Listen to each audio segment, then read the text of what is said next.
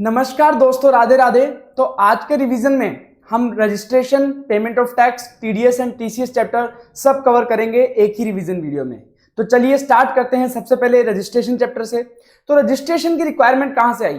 तो हमने charging section पढ़ा था, जहां पे हमने पढ़ा था कि भाई टैक्स कौन कलेक्ट करेगा, जो कि टैक्सेबल पर्सन होगा। टैक्सेबल पर्सन टैक्स कलेक्ट करेगा। अब टैक्सेबल पर्सन कौन होता है?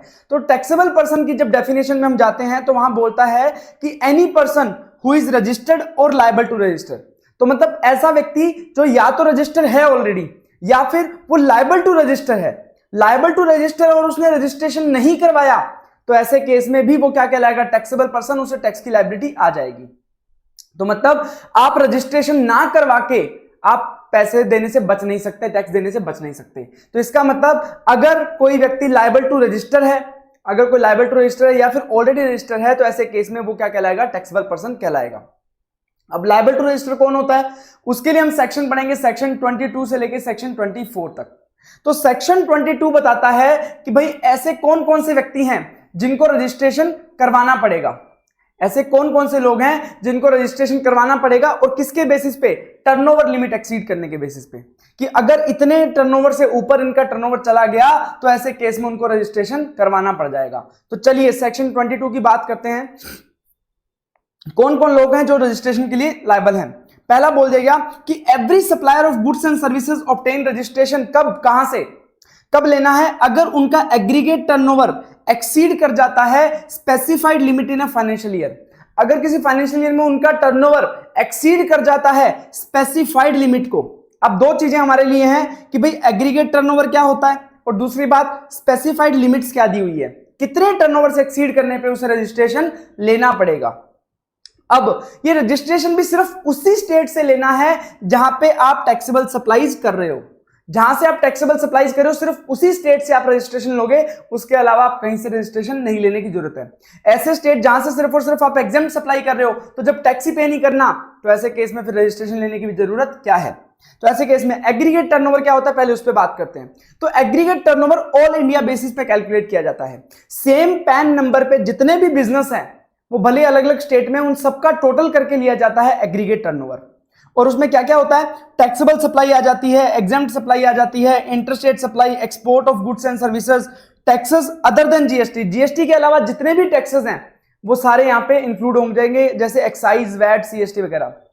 तो अगर मान लो मैंने अल्कोहल को यहाँ पे कंसिडर किया, तो अल्कोहल पे एक्साइज और लगता है वैट, तो उसे भी इस एक्साइज और वैट के वैल्यू को भी इसमें इंक्लूड किया जाएगा एग्रीगेट टर्नओवर में। अब आउटवर्ड सप्लाईज अंडर आरसीएम, तो आपने कोई आउटवर्ड सप्लाई करी है, सेल करी है, जिस पे रिवर्स चार्ज मैकेनिज्म लगता है, टैक्स कौन पे करेगा? सामने वाला। तो भी वो आपके एग्रीगेट टर्नओवर में इंक्लूड होगा, क्योंकि वो सेल तो है। उसके बाद अगर कोई दो डिस्टिंक्ट पर्सन है, मतलब एक ही पैन नंबर पे दो बिजनेस है, वो आपस में सप्लाई कर रहे हैं, तो वो भी यहां पे एग्रीगेट टर्नओवर में इंक्लूड हो जाएगा।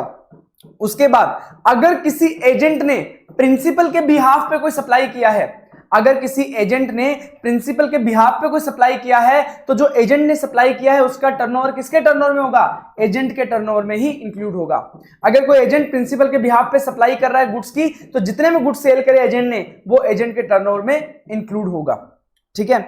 उसके बाद ऐसी कौन कौन सी चीजें हैं जो एग्रीगेट टर्नओवर में नहीं आएंगी?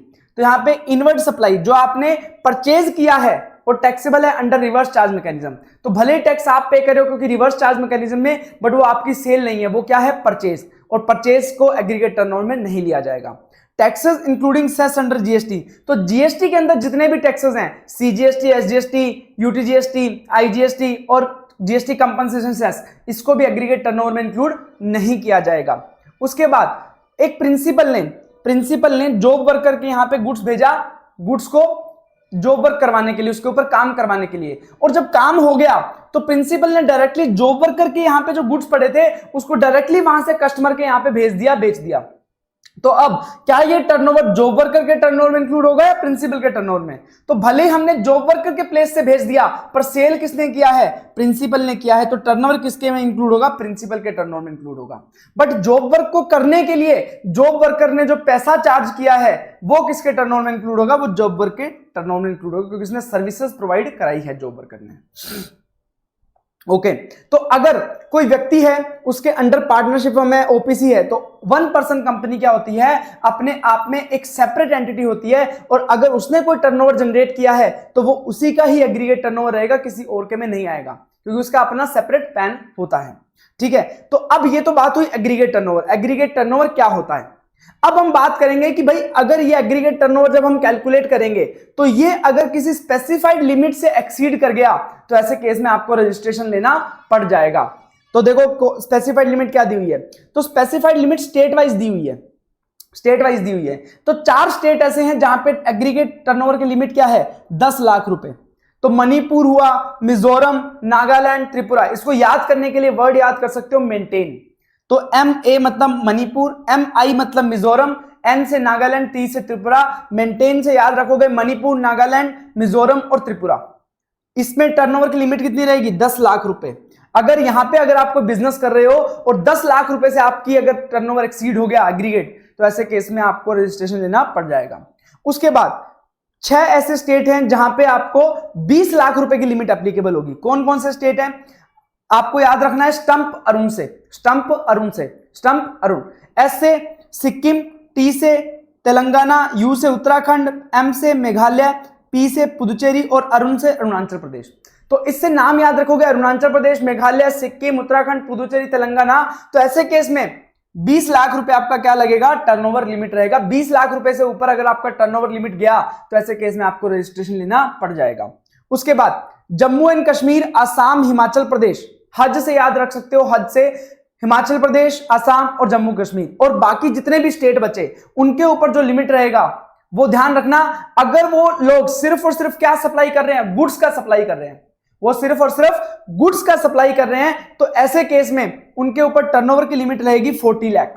और अगर वो गुड्स के साथ सर्विसेज भी सप्लाई कर रहे हैं या फिर सिर्फ और सिर्फ सर्विसेज सप्लाई कर रहे हैं तो उनके लिए टर्नओवर लिमिट रहेगी 20 लाख। तो अगर कोई व्यक्ति सिर्फ और सिर्फ गुड्स सप्लाई कर रहा है तो ऐसे केस में टर्नओवर की लिमिट रहेगी 40 लाख। और अगर वो सिर्फ और सिर्फ गुड्स सेल नहीं कर रहा, सर्विसेज भी सेल कर रहा है या फिर अकेली सर्विसेज सेल कर रहा है, तो टर्नओवर लिमिट रहेगी 20 लाख। इन 3 स्टेट और इनके अलावा जितने भी स्टेट बचे हैं, ऊपर वाले स्टेट्स को छोड़ के बाकी सब स्टेट्स में ये लिमिट एप्लीकेबल रहेगी। अब ध्यान रखना, ये 40 लाख की लिमिट हम कब देंगे, जब वो सिर्फ और सिर्फ गुड्स को सप्लाई कर रहा है। बट यहां पे एक एक्सेप्शन दे दिया कि जब आप कोई इंटरेस्ट या डिस्काउंट कमाते हो तो वो क्या होता है, सप्लाई ऑफ सर्विस होता है। यूज ऑफ मनी क्या होता है, सर्विस, और आपने सप्लाई ऑफ सर्विस किया है। बट यहां पे बोल दिया गया कि इवन आप इंटरेस्ट और डिस्काउंट कमा रहे हो तो भी ये माना जाएगा कि आप सिर्फ और सिर्फ क्या कर रहे हो, सप्लाई ऑफ गुड्स कर रहे हो। तो आपके सिर्फ और सिर्फ इंटरेस्ट और डिस्काउंट कमाने की वजह से ये नहीं माना जाएगा कि आप सप्लाई ऑफ सर्विस भी कर रहे हो और आपको 40 लाख रुपए की जो लिमिट है उसका बेनिफिट मिल जाएगा। बट ये 40 लाख रुपए की लिमिट किन चीजों में एप्लीकेबल नहीं होगी, ये 40 लाख रुपए की थ्रेशोल्ड आपको नहीं मिलेगी, लिमिट नहीं मिलेगी अगर आपको कंपलसरी रजिस्ट्रेशन करवाना जरूरी है। तो हम आगे जाके एक सेक्शन पढ़ेंगे, सेक्शन 24, वहां पे कंपलसरी रजिस्ट्रेशन करवाना ही पड़ता है। तो अगर उसमें अगर आपको कंपलसरी करवाना है तो ऐसे केस में 40 लाख की लिमिट आपको नहीं मिलेगी। उसके बाद person engage in making supplies of following item, अगर कोई व्यक्ति इन चीजों का सप्लाई कर रहा है, किन चीजों का, एडिबल आइस, आइसक्रीम, पान मसाला, तंबाकू प्रोडक्ट और तंबाकू प्रोडक्ट के जो सब्सटीट्यूट हैं, fly ash bricks, building bricks, fossil meal bricks और अर्थिंग रूफिंग टाइल्स, तो इस किसी भी प्रोडक्ट के सप्लाई में अगर वो इन्वॉल्व है, जब हमने कॉम्पोजिशन पढ़ा तो हमने बोला था कि इसकी मैन्युफैक्चरिंग में इन्वॉल्व है, पर हमने अब बात किया है सप्लाई, चाहे वो इसमें मैन्युफैक्चर कर रहा है चाहे वो ट्रेड कर रहा है, तो ऐसे केस में उसको 40 लाख रुपए वाला बेनिफिट नहीं मिलेगा।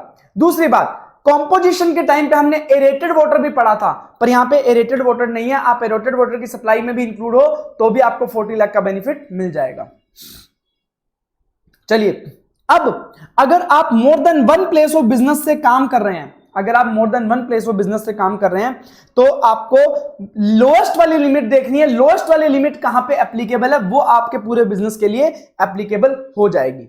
बट आप अगर किसी स्टेट से सिर्फ और सिर्फ एग्जेम्प्ट सप्लाई कर रहे हो तो उसकी लिमिट देखने की जरूरत नहीं है। फॉर एग्जांपल मैं बात करता हूं, आप 3 जगह से काम करते हो, ठीक है, राजस्थान से करते हो, मणिपुर से करते हो और आप करते हो उत्तराखंड से, ठीक है। अब देखो, आप तीनों जगह से टैक्सेबल सप्लाई कर रहे हो, तीनों जगह से आप टैक्सेबल सप्लाई कर रहे हो, तो राजस्थान में लिमिट क्या लगेगी, मान लो सिर्फ और सिर्फ गुड्स का सप्लाई कर रहे हो तो राजस्थान में लिमिट लग जाएगी 40 लाख की।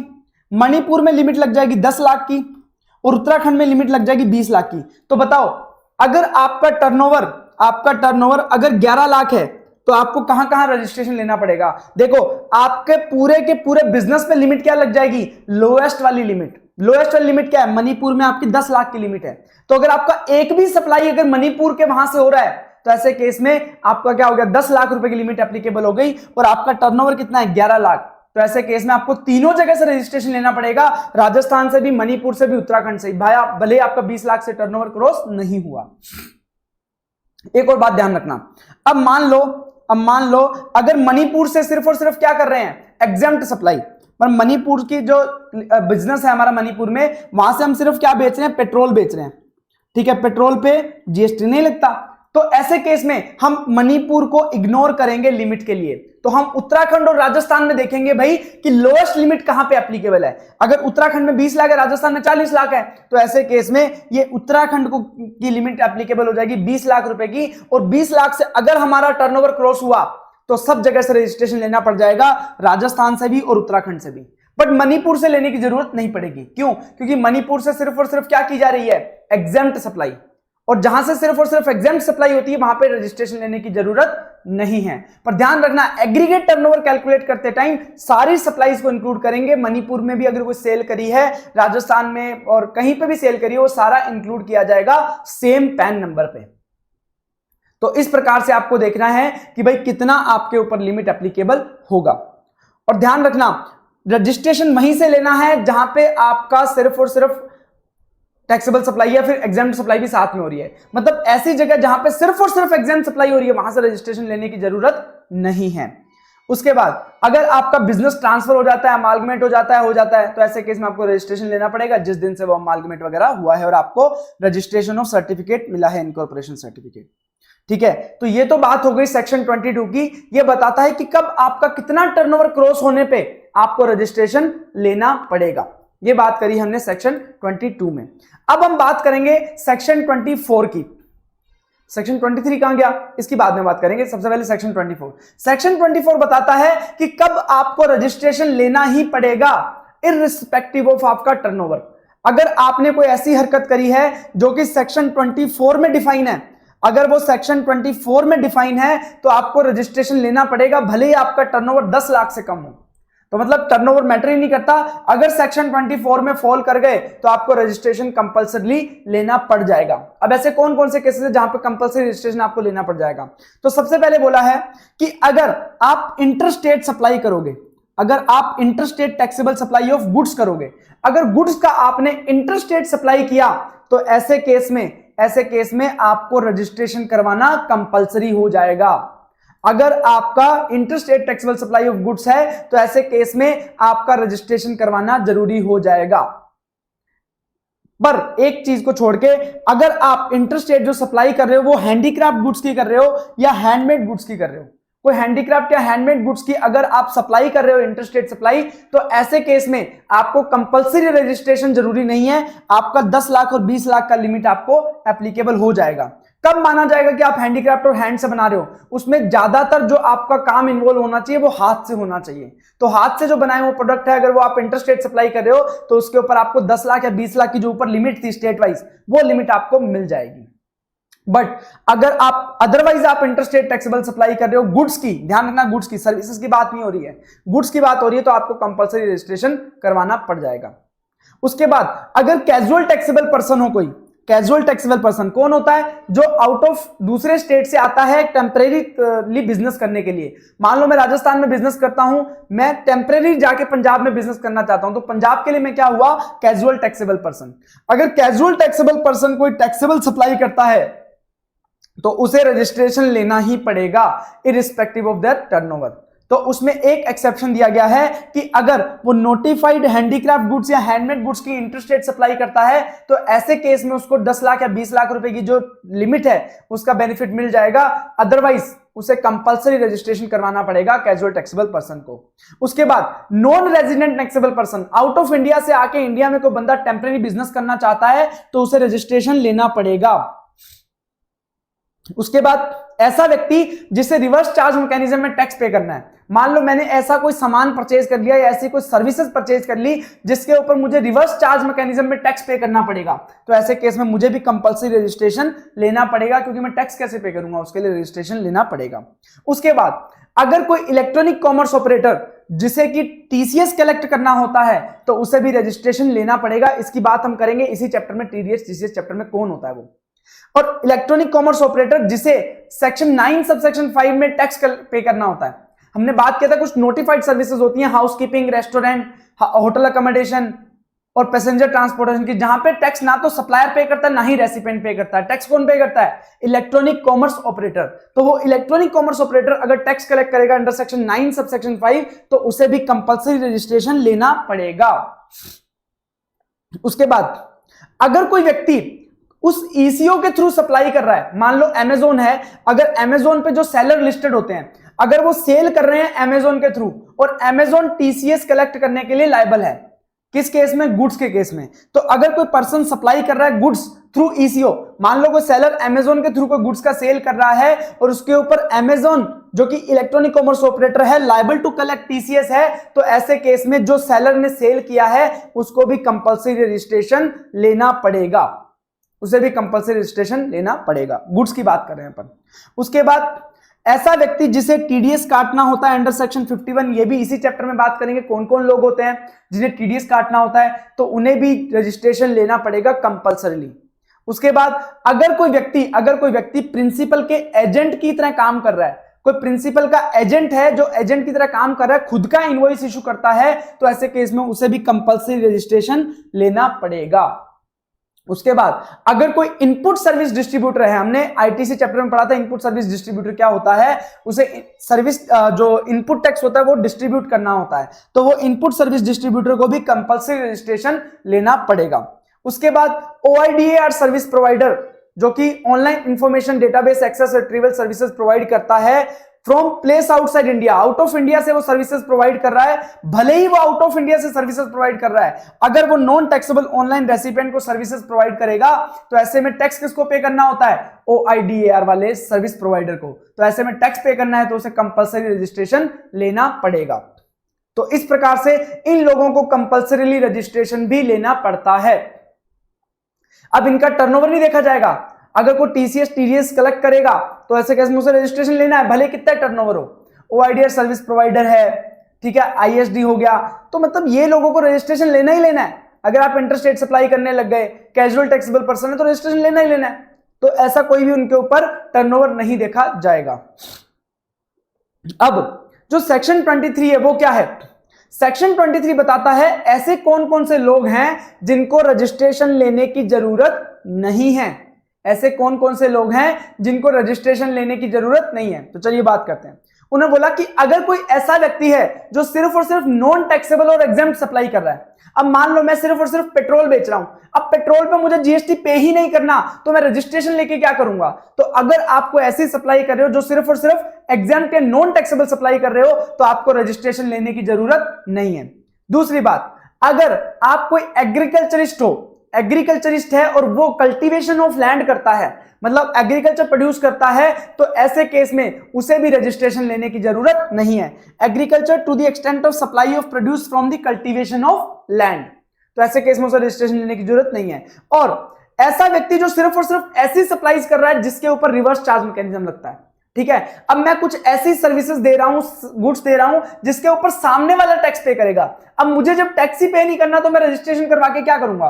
तो ऐसे केस में मुझे भी रजिस्ट्रेशन करवाने की जरूरत नहीं है। तो आरसीएम सप्लाईज का जो सर्विस प्रोवाइडर होता है उसे भी रजिस्ट्रेशन लेने की जरूरत नहीं है। उसके बाद अगर कोई व्यक्ति इंटरस्टेट सप्लाई ऑफ सर्विसेज कर रहा है, हमने पढ़ा था कि इंटरस्टेट सप्लाई ऑफ गुड्स कर रहा है तो उसे कंपल्सरी रजिस्ट्रेशन लेना पड़ेगा, पर सर्विसेज के केस में बोल दिया गया कि अगर आप इंटरस्टेट सप्लाई ऑफ सर्विस कर रहे हो और आपका टर्नओवर 10 लाख या 20 लाख तक की लिमिट तक है, एज पर दे अपन ने जो स्टेट पढ़े थे, तो अगर 10 लाख 20 लाख तक की लिमिट तक है तो आपको रजिस्ट्रेशन लेने की जरूरत नहीं है। उसके बाद अगर कोई व्यक्ति या फिर casual taxable person interstate supply करता है नोटिफाइड हैंडीक्राफ्ट गुड्स की या हैंडमेड गुड्स की और उसका टर्नओवर 10 लाख या 20 लाख तक है, तो ऐसे केस में उसे भी रजिस्ट्रेशन लेने की जरूरत नहीं है। बट ध्यान रखना, उस व्यक्ति के पास पैन नंबर होना चाहिए और उसे ई-वे बिल जनरेट करना पड़ेगा जब भी वो माल को मूव करवाएगा। अब ई-वे बिल क्या होता है वो अपन पढ़ेंगे अकाउंट्स एंड रिकॉर्ड चैप्टर में।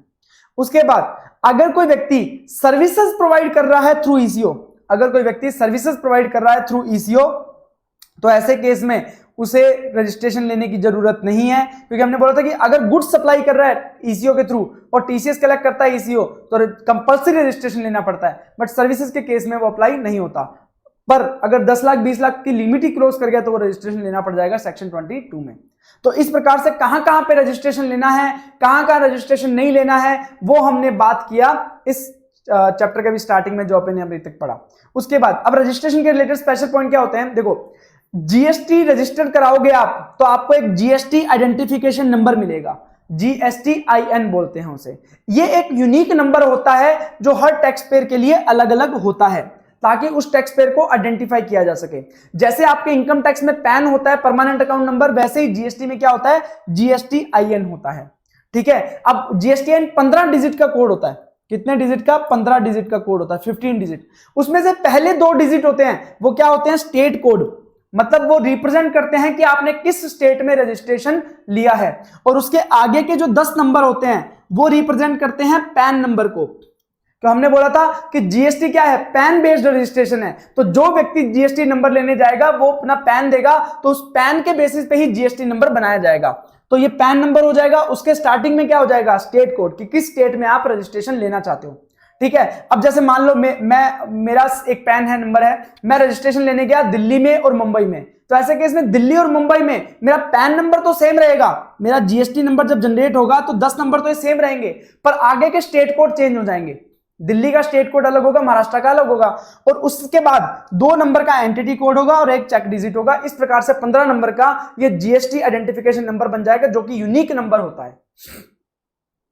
उसके बाद रजिस्ट्रेशन जो करवाना होता है वो आपको स्टेट वाइज कराना होता है, ये सेंट्रलाइज नहीं होता, ये भी अपन ने बात किया था। अब मुझे बताओ कि अगर आपके एक से ज्यादा प्लेस ऑफ बिजनेस है सिंगल स्टेट में, मान लो राजस्थान में आप जयपुर में भी काम करते हो, उदयपुर में भी काम करते हो, तो क्या आप दोनों के लिए सेपरेट रजिस्ट्रेशन लोगे या फिर दोनों के लिए सेम रजिस्ट्रेशन लोगे? तो देखना यहां पे आपके पास दोनों ऑप्शन है। हमने बोला स्टेट वाइज रजिस्ट्रेशन है तो हर स्टेट में अलग अलग रजिस्ट्रेशन तो लेना पड़ेगा, पर उस स्टेट के अंदर ही 2 से ज्यादा प्लेस ऑफ बिजनेस है, तो ऐसे केस में आपकी मर्जी है, आप चाहो तो सेपरेट रजिस्ट्रेशन ले सकते हो और आप चाहो तो सिंगल रजिस्ट्रेशन ले सकते हो। अगर आप सिंगल रजिस्ट्रेशन लोगे तो किसी एक प्लेस को आपको प्रिंसिपल प्लेस ऑफ बिजनेस बताना पड़ेगा कि भाई ये प्लेस जो है ये मेरा मेन बिजनेस है, और उसके बाद जो बाकी बचे वो प्लेस है उनको क्या बताना पड़ेगा? Additional place of business. अगर आपने सिंगल रजिस्ट्रेशन लिया है तो ऐसे केस में आपका एक ही GSTIN नंबर होगा उस स्टेट के लिए। तो आप कोई भी प्लेस ऑफ बिजनेस की बात करो, जयपुर की बात करो, उदयपुर की बात करो, दोनों का GST नंबर एक ही होगा। अब ध्यान रखना, अब अगर आप सेपरेट रजिस्ट्रेशन लेना चाहते हो, जयपुर और उदयपुर का जो बिजनेस है आपका, आप दोनों का सेपरेट रजिस्ट्रेशन लेना चाहते हो तो आप सेपरेट रजिस्ट्रेशन भी ले सकते हो। ऐसे केस में आपको जयपुर का अलग GST नंबर मिलेगा, उदयपुर का अलग GST नंबर आपको मिल जाएगा। ठीक है, इस प्रकार से होता है। उसके बाद ध्यान रखना पैन नंबर इज मैंडेटरी, क्योंकि अपना जीएसटी क्या है? बेस्ड ऑन पैन है, तो पैन नंबर मैंडेटरी है, पैन के बिना आपका रजिस्ट्रेशन नहीं होगा। बट जो नॉन रेजिडेंट टैक्सेबल पर्सन होता है, आउट ऑफ इंडिया से बेचारा थोड़े टाइम के लिए आ रहा है, उसके पास पैन कहां से होगा? तो ऐसे केस में उसे पासपोर्ट के बेसिस पर रजिस्ट्रेशन मिल जाएगा। अब एक बात ध्यान रखना कि अगर मान लो राजस्थान में ही, ये राजस्थान है, पूरा राजस्थान में एक SEZ एरिया है, ठीक है, और आपका एक प्लेस ऑफ बिजनेस SEZ में, एक आउट ऑफ इंडिया है, मतलब सॉरी आपका एक आउट ऑफ SEZ एरिया पर सेम स्टेट के अंदर है। राजस्थान में ही एक बिजनेस मेरा SEZ एरिया में है और एक नॉन SEZ एरिया में है, तो ध्यान रखना यहां पे आपको रजिस्ट्रेशन अलग अलग ही लेना पड़ेगा, आप सिंगल रजिस्ट्रेशन नहीं ले सकते। SEZ का रजिस्ट्रेशन अलग होगा, नॉन SEZ का रजिस्ट्रेशन आपको अलग ही लेना पड़ेगा, आप सिंगल रजिस्ट्रेशन नहीं ले सकते। ठीक है, उसके बाद कब आपको अप्लाई करना है रजिस्ट्रेशन के लिए? तो आप जैसे ही लायबल हो जाते हो रजिस्ट्रेशन के लिए, मान लो आपका सेक्शन 22 में जो बताया था कि टर्नओवर एक्सीड कर गया, तो मान लो आपका टर्नओवर 20 लाख से ऊपर चला गया, तो ऐसे केस में आपको 30 दिन के अंदर अंदर रजिस्ट्रेशन करवाना है जब आपका टर्नओवर एक्सीड कर गया। या फिर सेक्शन 24 में आपने कोई इंटरेस्ट रेट सप्लाई कर दी, आपने कोई टीडीएस डिडक्टर हो, तो जिस दिन से आपकी लायबिलिटी आ रही है ना, जिस दिन पे आपने उसमें काम किया है जहां पे आप लायबल हो गए, उसके 30 डेज के अंदर अंदर आपको अप्लाई करना है रजिस्टर के लिए, ठीक है, 30 डेज के अंदर अंदर। पर कैजुअल टैक्सेबल पर्सन है या नॉन रेजिडेंट टैक्सेबल पर्सन है, दोनों ही क्या है, टेम्परेरी लोग हैं। कैजुअल टैक्सेबल पर्सन और नॉन रेजिडेंट टैक्सेबल दोनों ही क्या है, टेम्परेरी काइंड ऑफ पर्सन है। तो अगर उन्हें रजिस्ट्रेशन के लिए अप्लाई करना है तो उन्हें एटलीस्ट 5 दिन पहले रजिस्ट्रेशन करना पड़ेगा। मतलब वो बिजनेस जब स्टार्ट करना चाहते हैं उससे एटलीस्ट 5 दिन पहले उन्हें रजिस्ट्रेशन के लिए अप्लाई करना पड़ेगा। उसके बाद कब से आपको रजिस्ट्रेशन मिल जाएगा, तो अगर आप लायबल टू रजिस्टर हो, मतलब आपने कोई सेक्शन 22 में आपका क्या हो गया, आपका टर्नओवर क्रॉस हो गया लिमिट से, या फिर आपने सेक्शन 24 में कोई ऐसी हरकत कर दी जिससे कि आपको रजिस्ट्रेशन लेना है, तो अब अगर आप लायबल टू रजिस्टर हो और आप 30 दिन के अंदर अंदर अप्लाई कर देते हो, अगर जब आप लायबल टू रजिस्टर हुए थे तो 30 दिन के अंदर अंदर अप्लाई कर देते हो, तो आप जिस दिन आप लायबल हुए थे रजिस्ट्रेशन के लिए उसी दिन मान लिया जाएगा कि आप रजिस्टर हो गए। तो जिस दिन आप लायबल हुए थे रजिस्ट्रेशन के लिए उसी दिन क्या मान लिया जाएगा कि आप रजिस्टर हो गए, भले आपको बाद में सर्टिफिकेट मिल रहा है। बट अगर आपने 30 दिन के अंदर अप्लाई नहीं किया तो ऐसे केस में जिस दिन आपको सर्टिफिकेट मिलेगा उसी दिन माना जाएगा कि आपको रजिस्ट्रेशन हुआ है, उससे पहले नहीं माना जाएगा। उसके बाद अगर वॉलंटरली रजिस्ट्रेशन करवा रहे हो, वॉलंटरली रजिस्टर करवा रहे हो, तो जिस दिन आपको रजिस्ट्रेशन सर्टिफिकेट मिलेगा उसी दिन क्या माना जाएगा कि आप रजिस्टर हो गए। लेट्स से फॉर एग्जांपल आपका जो टर्नओवर है 20 लाख से वो क्रॉस हो गया 1 जून को, 1 जून को, ठीक है। तो ऐसे केस में आपके पास 30 दिन है, तो आप 30 जून तक अप्लाई कर दीजिए, आप 30 जून तक अप्लाई कर दीजिए। अगर आपने 30 जून तक अप्लाई कर दिया, मान लो आपने 25 जून को अप्लाई कर दिया, तो ऐसे केस में आपका इफेक्टिव डेट ऑफ रजिस्ट्रेशन क्या हो जाएगा, 1 जून ही हो जाएगा, भले आपको सर्टिफिकेट कब मिल रहा है, 3 जुलाई को मिल रहा है। और अगर आपने अप्लाई किया, और अगर आपने अप्लाई किया 30 जून के बाद आपने अप्लाई किया मान लीजिए 4 जुलाई को, 4 जुलाई को, और आपको सर्टिफिकेट मिला 8 जुलाई को, तो अब आपका रजिस्ट्रेशन का जो डेट है वो क्या होगा, 8 जुलाई होगा, ना कि 1 जून। और आप वॉलंटरी रजिस्टर करवा रहे हो, मतलब आप लायबल नहीं हो, आप अपनी इच्छा से रजिस्ट्रेशन करवा रहे हो, तो ऐसे केस में भी जब आपको सर्टिफिकेट मिलेगा उसी दिन क्या माना जाएगा कि आपका रजिस्ट्रेशन हुआ है। तो ये तो बात हो गई कि भाई कब रजिस्ट्रेशन करवाना है, कब नहीं करवाना है, कितने टाइम में रजिस्ट्रेशन करवाना है। अब पार्ट आएगा प्रोसीजर फॉर रजिस्ट्रेशन। ये इतना इंपॉर्टेंट पार्ट नहीं है जो रजिस्ट्रेशन का प्रोसीजर है, बट स्टिल अपन उसको गो थ्रू करेंगे और देखेंगे।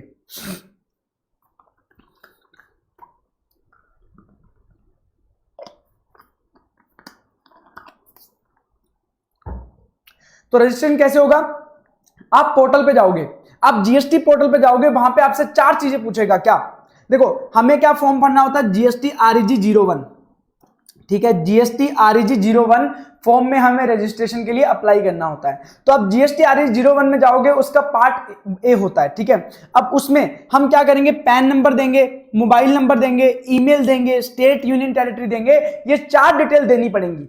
अब ये 4 डिटेल देने पे आपने जो पैन नंबर दिया है वो कहीं गलत तो नहीं दिया, तो वो सीबीडीटी के डेटाबेस से वेरीफाई करेगा, डायरेक्ट टैक्स के डेटाबेस से वेरीफाई करेगा, और आपको ओटीपी आएगा, उस ओटीपी को फिल करोगे तो पता लग जाएगा कि भैया आपका पैन सही है। उसके बाद आपने जो मोबाइल नंबर और ईमेल दिया है उसे भी ओटीपी से क्या किया जाएगा, वेरीफाई किया जाएगा। अब आपने ये चीज दे दी, उसके बाद आपका एक टेम्परेरी रेफरेंस नंबर जनरेट हो जाएगा। उस टेम्परेरी रेफरेंस नंबर को यूज करके आपको पार्ट बी फिल करना होता है REG 01 का। उस पार्ट बी में आपसे कुछ डॉक्यूमेंट मांगेगा, कुछ प्रूफ्स मांगेगा, वो सारा डिटेल आपको, डॉक्यूमेंट्स प्रूफ वगैरह आपको देने पड़ेंगे, और आपको ऑप्ट करना पड़ेगा कि आधार ऑथेंटिकेशन आप करना चाहते हो कि नहीं करना चाहते हो। और सीटीपी है, अगर कैजुअल टैक्सेबल पर्सन है तो उसे एडवांस टैक्स भी जमा करवाना पड़ेगा। एडवांस टैक्स क्या होता है, उसे एस्टिमेट करना पड़ेगा कि जब वो वहां पे जाके काम करेगा, मान लो मैं राजस्थान को पंजाब में जाके टेम्परेरी बिजनेस करना चाहता हूं, तो मुझे बताना पड़ेगा कि यार मैं वहां पे जाके बिजनेस करूंगा तो मेरी कितनी सेल होगी, कितनी परचेज होगी, नेट में मुझे कितना टैक्स पे करना पड़ेगा, वो एडवांस टैक्स उसे जमा करवाना पड़ेगा, तभी उसे रजिस्ट्रेशन मिलेगा कैजुअल टैक्सेबल पर्सन को। उसके बाद आपका फाइल हो जाएगा, एप्लीकेशन और जनरेट हो जाएगा, एप्लीकेशन और किसको चला जाएगा, प्रॉपर ऑफिसर के पास। अब अगर जब आपने एप्लीकेशन फाइल किया था, तब अगर आपने आधार ऑथेंटिकेशन ऑप्ट किया था, आपने बोला था कि भैया मेरा आधार ऑथेंटिकेट कर सकते हो। आधार ऑथेंटिकेशन में क्या होता है, आपके पास एक लिंक आता है, उस लिंक पे आप क्लिक करोगे, उस लिंक पे क्लिक करके आपको उसमें आधार नंबर भरना है और उसका ओटीपी आएगा, ओटीपी फिल करना है, तो आपका आधार ऑथेंटिकेशन हो जाएगा। इसका कहने का मतलब क्या है, वो पता करना चाहते हैं कि आप लोग जेन्युइन हो या नहीं हो, तो उसके लिए आधार ऑथेंटिकेशन किया जाता है। अब आपने आधार ऑथेंटिकेशन के लिए ऑप्ट किया है और आपने 15 दिन के अंदर अंदर, जब आपने पार्ट बी फिल किया उसके 15 दिन के अंदर अंदर अगर आपने आधार ऑथेंटिकेशन सक्सेसफुली डन कर दिया, आपने ओटीपी वगैरह फिल करके वो काम कर दिया, तो ऐसे केस में आपकी एप्लीकेशन चली जाएगी प्रॉपर ऑफिसर के पास जिस दिन आपने वो आधार ऑथेंटिकेशन कर दिया। अब उसके बाद प्रॉपर ऑफिसर के पास 7 दिन है, अगर उसे एप्लीकेशन में कोई डेफिशिएंसी नहीं मिलती, अगर उसे एप्लीकेशन में कोई भी गलती नहीं मिलती, तो वो तुम्हें क्या कर देगा, रजिस्ट्रेशन सर्टिफिकेट ग्रांट कर देगा। और अगर उसे 7 दिन के अंदर कोई गलती मिल जाती है कि भाई आपकी एप्लीकेशन सही नहीं है, तो वो आपको बताएगा कि भाई ये गलती है और आपसे शो कॉज नोटिस इशू करेगा, आपको उसका रिप्लाई करना है। अगर वो उससे सेटिस्फाइड होगा, आप 7 दिन में रिप्लाई करोगे, अगर प्रॉपर ऑफिसर आपके रिस्पॉन्स से सेटिस्फाइड होगा तो वो आपको रजिस्ट्रेशन सर्टिफिकेट ग्रांट कर देगा, अदरवाइज आपका जो एप्लीकेशन है वो रिजेक्ट कर देगा। बट ध्यान रखना, अगर 7 दिन के अंदर अंदर कोई एक्शन नहीं लेता है प्रॉपर ऑफिसर, तो ऐसे केस में आपको मान लिया जाएगा कि आप रजिस्टर हो गए।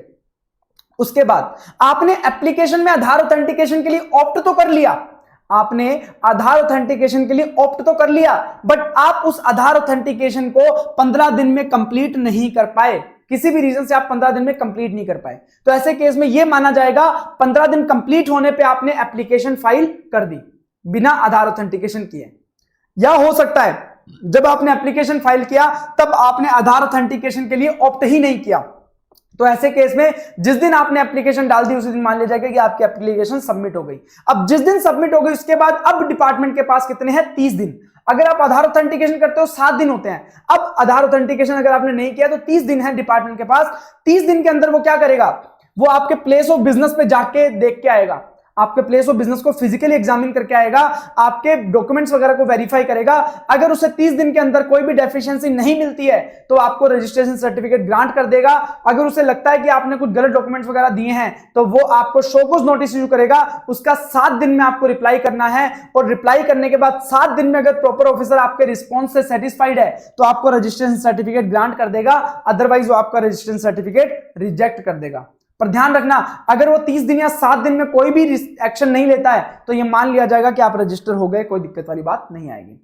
अब आधार ऑथेंटिकेशन किसका करवाना होता है, देखो अगर मैं प्रोप्राइटर हूं, इंडिविजुअल हूं, तो ऐसे केस में मैं खुद का आधार ऑथेंटिकेशन करवाऊंगा, ठीक है। और अगर मैं मान लो कंपनी हूं, एचयूएफ हूं, तो कंपनी और एचयूएफ का तो कोई आधार नहीं होता, बट उसमें काम करने वाले लोगों का तो होता है। तो एचयूएफ का मेन कौन होता है, कर्ता, और पार्टनरशिप का कौन होता है, main partners, managing director, board of director company वगैरह में। तो इन सब लोगों का क्या करवाना पड़ेगा, आधार ऑथेंटिकेशन करवाना पड़ेगा। इसमें से किसी का भी आधार ऑथेंटिकेशन करवा सकते हो, एंड ऑथराइज सिग्नेटरी जो आपका काम करेगा उसका आधार ऑथेंटिकेशन करवाना होगा।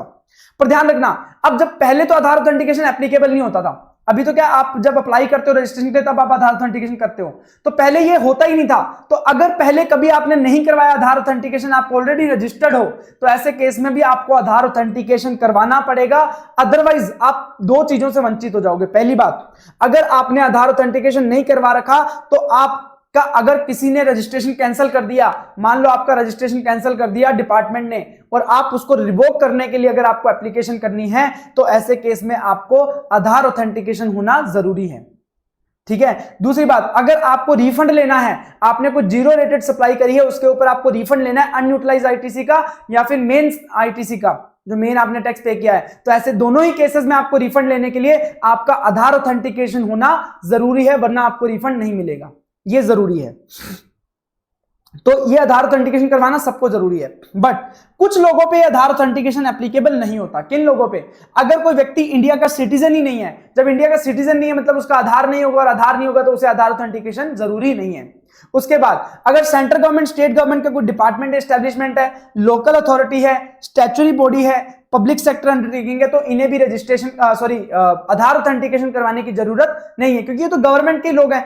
उसके बाद अगर कोई व्यक्ति यूआईएन के लिए अप्लाई करता है, यूआईएन के लिए कौन अप्लाई करता है, एम्बेसीज हो गई, एम्बेसडर्स हो गए, ठीक है, यूएन, यूनाइटेड नेशंस की एजेंसीज हो गई, ये सारे क्या आउट ऑफ इंडिया के हैं, तो इनको आधार होगा नहीं, तो इनको भी अप्लाई करते टाइम चाहिए नहीं आधार ऑथेंटिकेशन, ठीक है, तो इन लोगों पे आधार ऑथेंटिकेशन अप्लाई नहीं होता।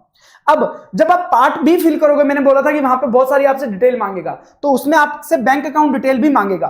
तो बैंक अकाउंट डिटेल आपको 45 दिन के अंदर भी प्रोवाइड कर सकते हो, आपको उसी टाइम प्रोवाइड करने की जरूरत नहीं है, आप 45 दिन के अंदर भी प्रोवाइड कर सकते हो from the grant of registration. आपको रजिस्ट्रेशन मिल गया, उसके 45 दिन के अंदर अंदर आप बैंक अकाउंट डिटेल प्रोवाइड कर सकते हो, या फिर आपने जो रिटर्न फाइल करी है विच एवर इज अर्लियर, उसमें से 45 दिन के अंदर आप बैंक अकाउंट डिटेल प्रोवाइड कर सकते हो। पर ध्यान रखना, टीडीएस डिडक्टर होगा या टीडीएस कलेक्टर होगा, अगर कोई टीडीएस डिडक्ट करने वाला या टीसीएस कलेक्ट करने वाला व्यक्ति है, या फिर डिपार्टमेंट ने आपका रजिस्ट्रेशन करवाया है, डिपार्टमेंट ने आपकी कॉलर पकड़ के आपका रजिस्ट्रेशन करवाया है, तो ऐसे केस में आपको उसी टाइम बैंक अकाउंट डिटेल देनी पड़ेगी, 45 दिन का आपको मार्जिन नहीं मिलेगा।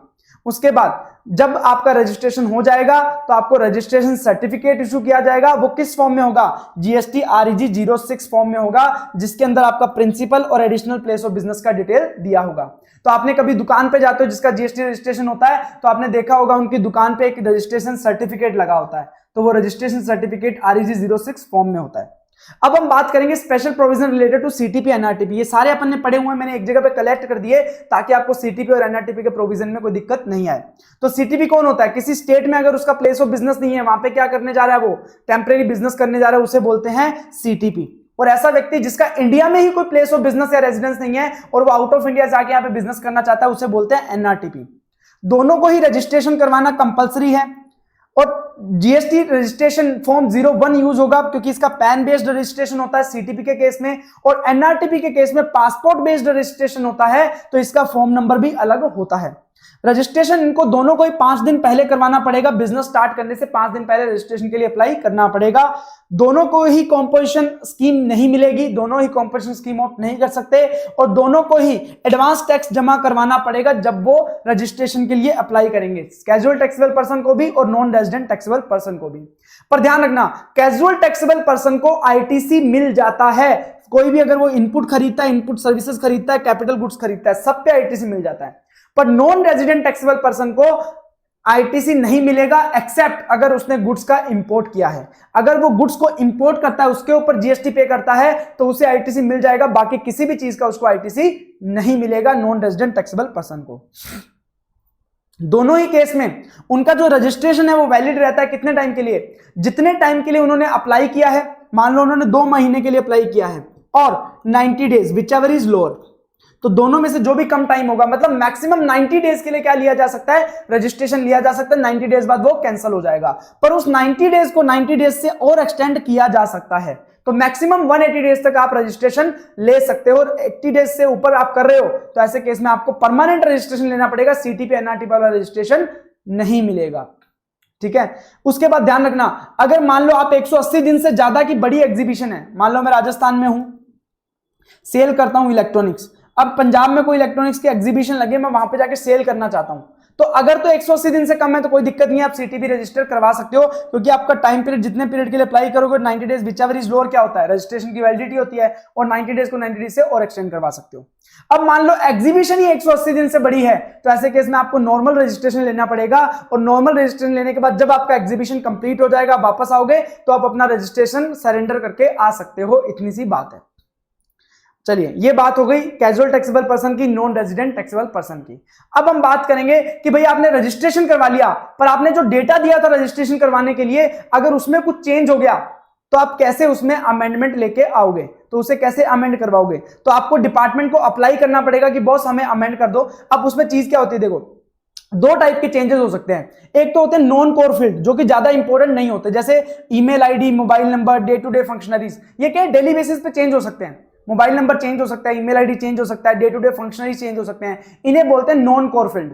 और कोर फील्ड कौन सी होती है? जो बहुत इंपॉर्टेंट होती है, जैसे बिजनेस का नाम, legal name of business he change हो गया, अगर प्रिंसिपल और additional place of business change हो गया, मतलब जहां से आप बिजनेस करते हो उसका एड्रेस चेंज हो गया, या फिर आपके मेन पार्टनर, कर्ता, managing director, board of director या तो कोई छोड़ के चला गया या फिर कोई नया आ गया, तो ऐसे केस में ये वाले क्या होते हैं? ये इंपॉर्टेंट इंफॉर्मेशन होती है, इन्हें बोलते हैं कोर फील्ड। तो अगर कुछ भी चेंज होता है तो आपको चेंज होने के 15 दिन के अंदर अंदर आपको जीएसटी पोर्टल पे अप्लाई करना है कि सर ये चीज है, आप अमेंड कर दो। अगर वो नॉन कोर फील्ड है, पैन, मोबाइल नंबर या फिर डे टू डे फंक्शनरीज, तो आपका ओटीपी आएगा, ओटीपी फिल करोगे तो आपका चेंज हो जाएगा, मतलब कोई दिक्कत ही नहीं है, ऑटोमेटिकली चेंज हो जाएगा, आपको नया रजिस्ट्रेशन सर्टिफिकेट मिल जाएगा। नॉन कोर फील्ड में कोई भी दिमाग लगाने की जरूरत नहीं पड़ती। अब अगर वो कोर फील्ड है, इंपॉर्टेंट इंफॉर्मेशन है, तो ऐसे केस में वो एप्लीकेशन जाएगी प्रॉपर ऑफिसर के पास, और प्रॉपर ऑफिसर को लगता है कि आपने जो चेंज के लिए अप्लाई किया वो परफेक्ट किया है, तो वो आपको क्या करेगा, 15 दिन के अंदर अंदर क्या कर देगा, नया रजिस्ट्रेशन सर्टिफिकेट इशू कर देगा और आपका अमेंडमेंट कर देगा।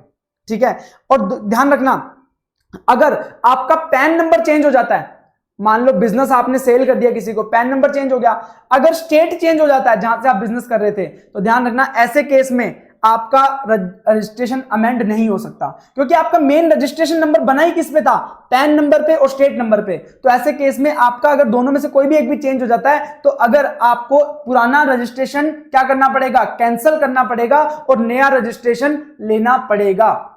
आप पुराना अमेंड नहीं कर सकते, अमेंड नहीं होगा, पुराना कैंसिल करके नया रजिस्ट्रेशन लेना पड़ेगा, क्योंकि वो रजिस्ट्रेशन बेस्ड ही क्या था, पैन बेस्ड और स्टेट बेस्ड था, और दोनों में से कोई भी चेंज हो गया तो आपको नया रजिस्ट्रेशन लेना पड़ेगा। उसके बाद आपका रजिस्ट्रेशन कैंसिल किया जा सकता है, किसके द्वारा, या तो आप खुद कैंसिल कर सकते हो या प्रॉपर ऑफिसर आपकी कॉलर पकड़ के कैंसिल कर देगा। कब कब आप खुद कब कैंसिल करोगे, आप खुद का रजिस्ट्रेशन क्यों कैंसिल करोगे, क्यों कर सकते हो, देखो आपका कोई बिजनेस डिसकंटिन्यू होगा, आप बिजनेस कर रहे थे, अब आपने बिजनेस बंद कर दिया, आपने बिजनेस ही ट्रांसफर कर दिया, या प्रोप्राइटर की डेथ हो गई, या आपने बिजनेस सेल कर दिया, या बिजनेस का अमालगमेशन हो गया, मर्जर हो गया, डीमर्जर हो गया, या फिर change in constitution business, business के जो काम करने वाले लोग थे वही चेंज हो गए, तो इसका मतलब पूरा का पूरा बिजनेस का जो एग्जिस्टेंस है वो ही खत्म हो गया, डिस्पोज ऑफ हो गया, सेल हो गया, मर्जर हो गया, डिसमर्जर हो गया, कंटिन्यूड हो गया। तो ऐसे केस में आप गवर्नमेंट को बोलोगे, आप डिपार्टमेंट को बोलोगे कि बॉस मेरा तो बिजनेस ही नहीं रहा, आप मेरा रजिस्ट्रेशन कैंसिल कर दो, तो आपका रजिस्ट्रेशन कैंसिल कर दिया जाएगा।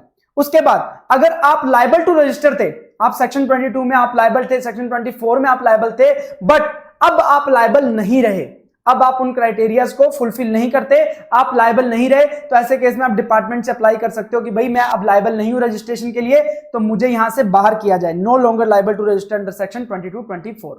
अगर आपने वॉलेंटरली रजिस्ट्रेशन लिया था, अपनी मर्जी से रजिस्ट्रेशन लिया था, आप लायबल नहीं थे, और अब आप चाहते हो कि भाई मैं रजिस्ट्रेशन सरेंडर करना चाहता हूं, तो आप सरेंडर कर सकते हो, कोई दिक्कत वाली बात नहीं है। तो इन 3-4 केसेस में आप अपना रजिस्ट्रेशन कैंसिल करवा सकते हो डिपार्टमेंट को बोल के। अब डिपार्टमेंट कब आपका रजिस्ट्रेशन कैंसिल कर सकता है, आपकी कॉलर पकड़ के कि तूने गलत काम किया है, तेरे को रजिस्ट्रेशन कैंसिल किया जाएगा। तो ऐसा कौन सा गलत काम है जिसके ऊपर आपका रजिस्ट्रेशन कैंसिल किया जा सकता है डिपार्टमेंट के द्वारा? तो अगर आपने जो रजिस्ट्रेशन लिया था वो फ्रॉड करके लिया था, विलफुल मिसस्टेटमेंट से, सप्रेशन ऑफ फैक्ट से, गलत इंफॉर्मेशन के बेसिस पे आपने रजिस्ट्रेशन लिया था, फ्रॉड करके, मिसस्टेटमेंट से, सप्रेशन ऑफ फैक्ट से, या फिर आपने वॉलंटरीली रजिस्ट्रेशन लिया था बट आपने धंधा स्टार्ट नहीं किया 6 महीने के अंदर, आपने खुद की मर्जी से रजिस्ट्रेशन लिया और धंधा ही स्टार्ट नहीं किया 6 महीने में, मतलब कोई फर्जीवाड़ा चल रहा है, तो आपका रजिस्ट्रेशन कैंसिल किया जा सकता है। अगर आप कॉम्पोजिशन सप्लायर हो और आपने अपनी रिटर्न फाइल नहीं करी, जो एनुअल रिटर्न होती है ना, वो आपने फाइल नहीं करी ड्यू डेट से 3 महीने तक, ड्यू डेट से 3 महीने तक डिले कोई बात नहीं, पर 3 महीने से भी डिले हो गया तो आपका रजिस्ट्रेशन कैंसिल किया जा सकता है। उसके बाद अगर आप रेगुलर टैक्स पेयर हो और आपने अपनी मंथली रिटर्न फाइल नहीं करी लगातार 6 महीने के लिए, लगातार 6 महीने तक आपने रिटर्न फाइल नहीं करी, आपका रजिस्ट्रेशन कैंसिल किया जा सकता है।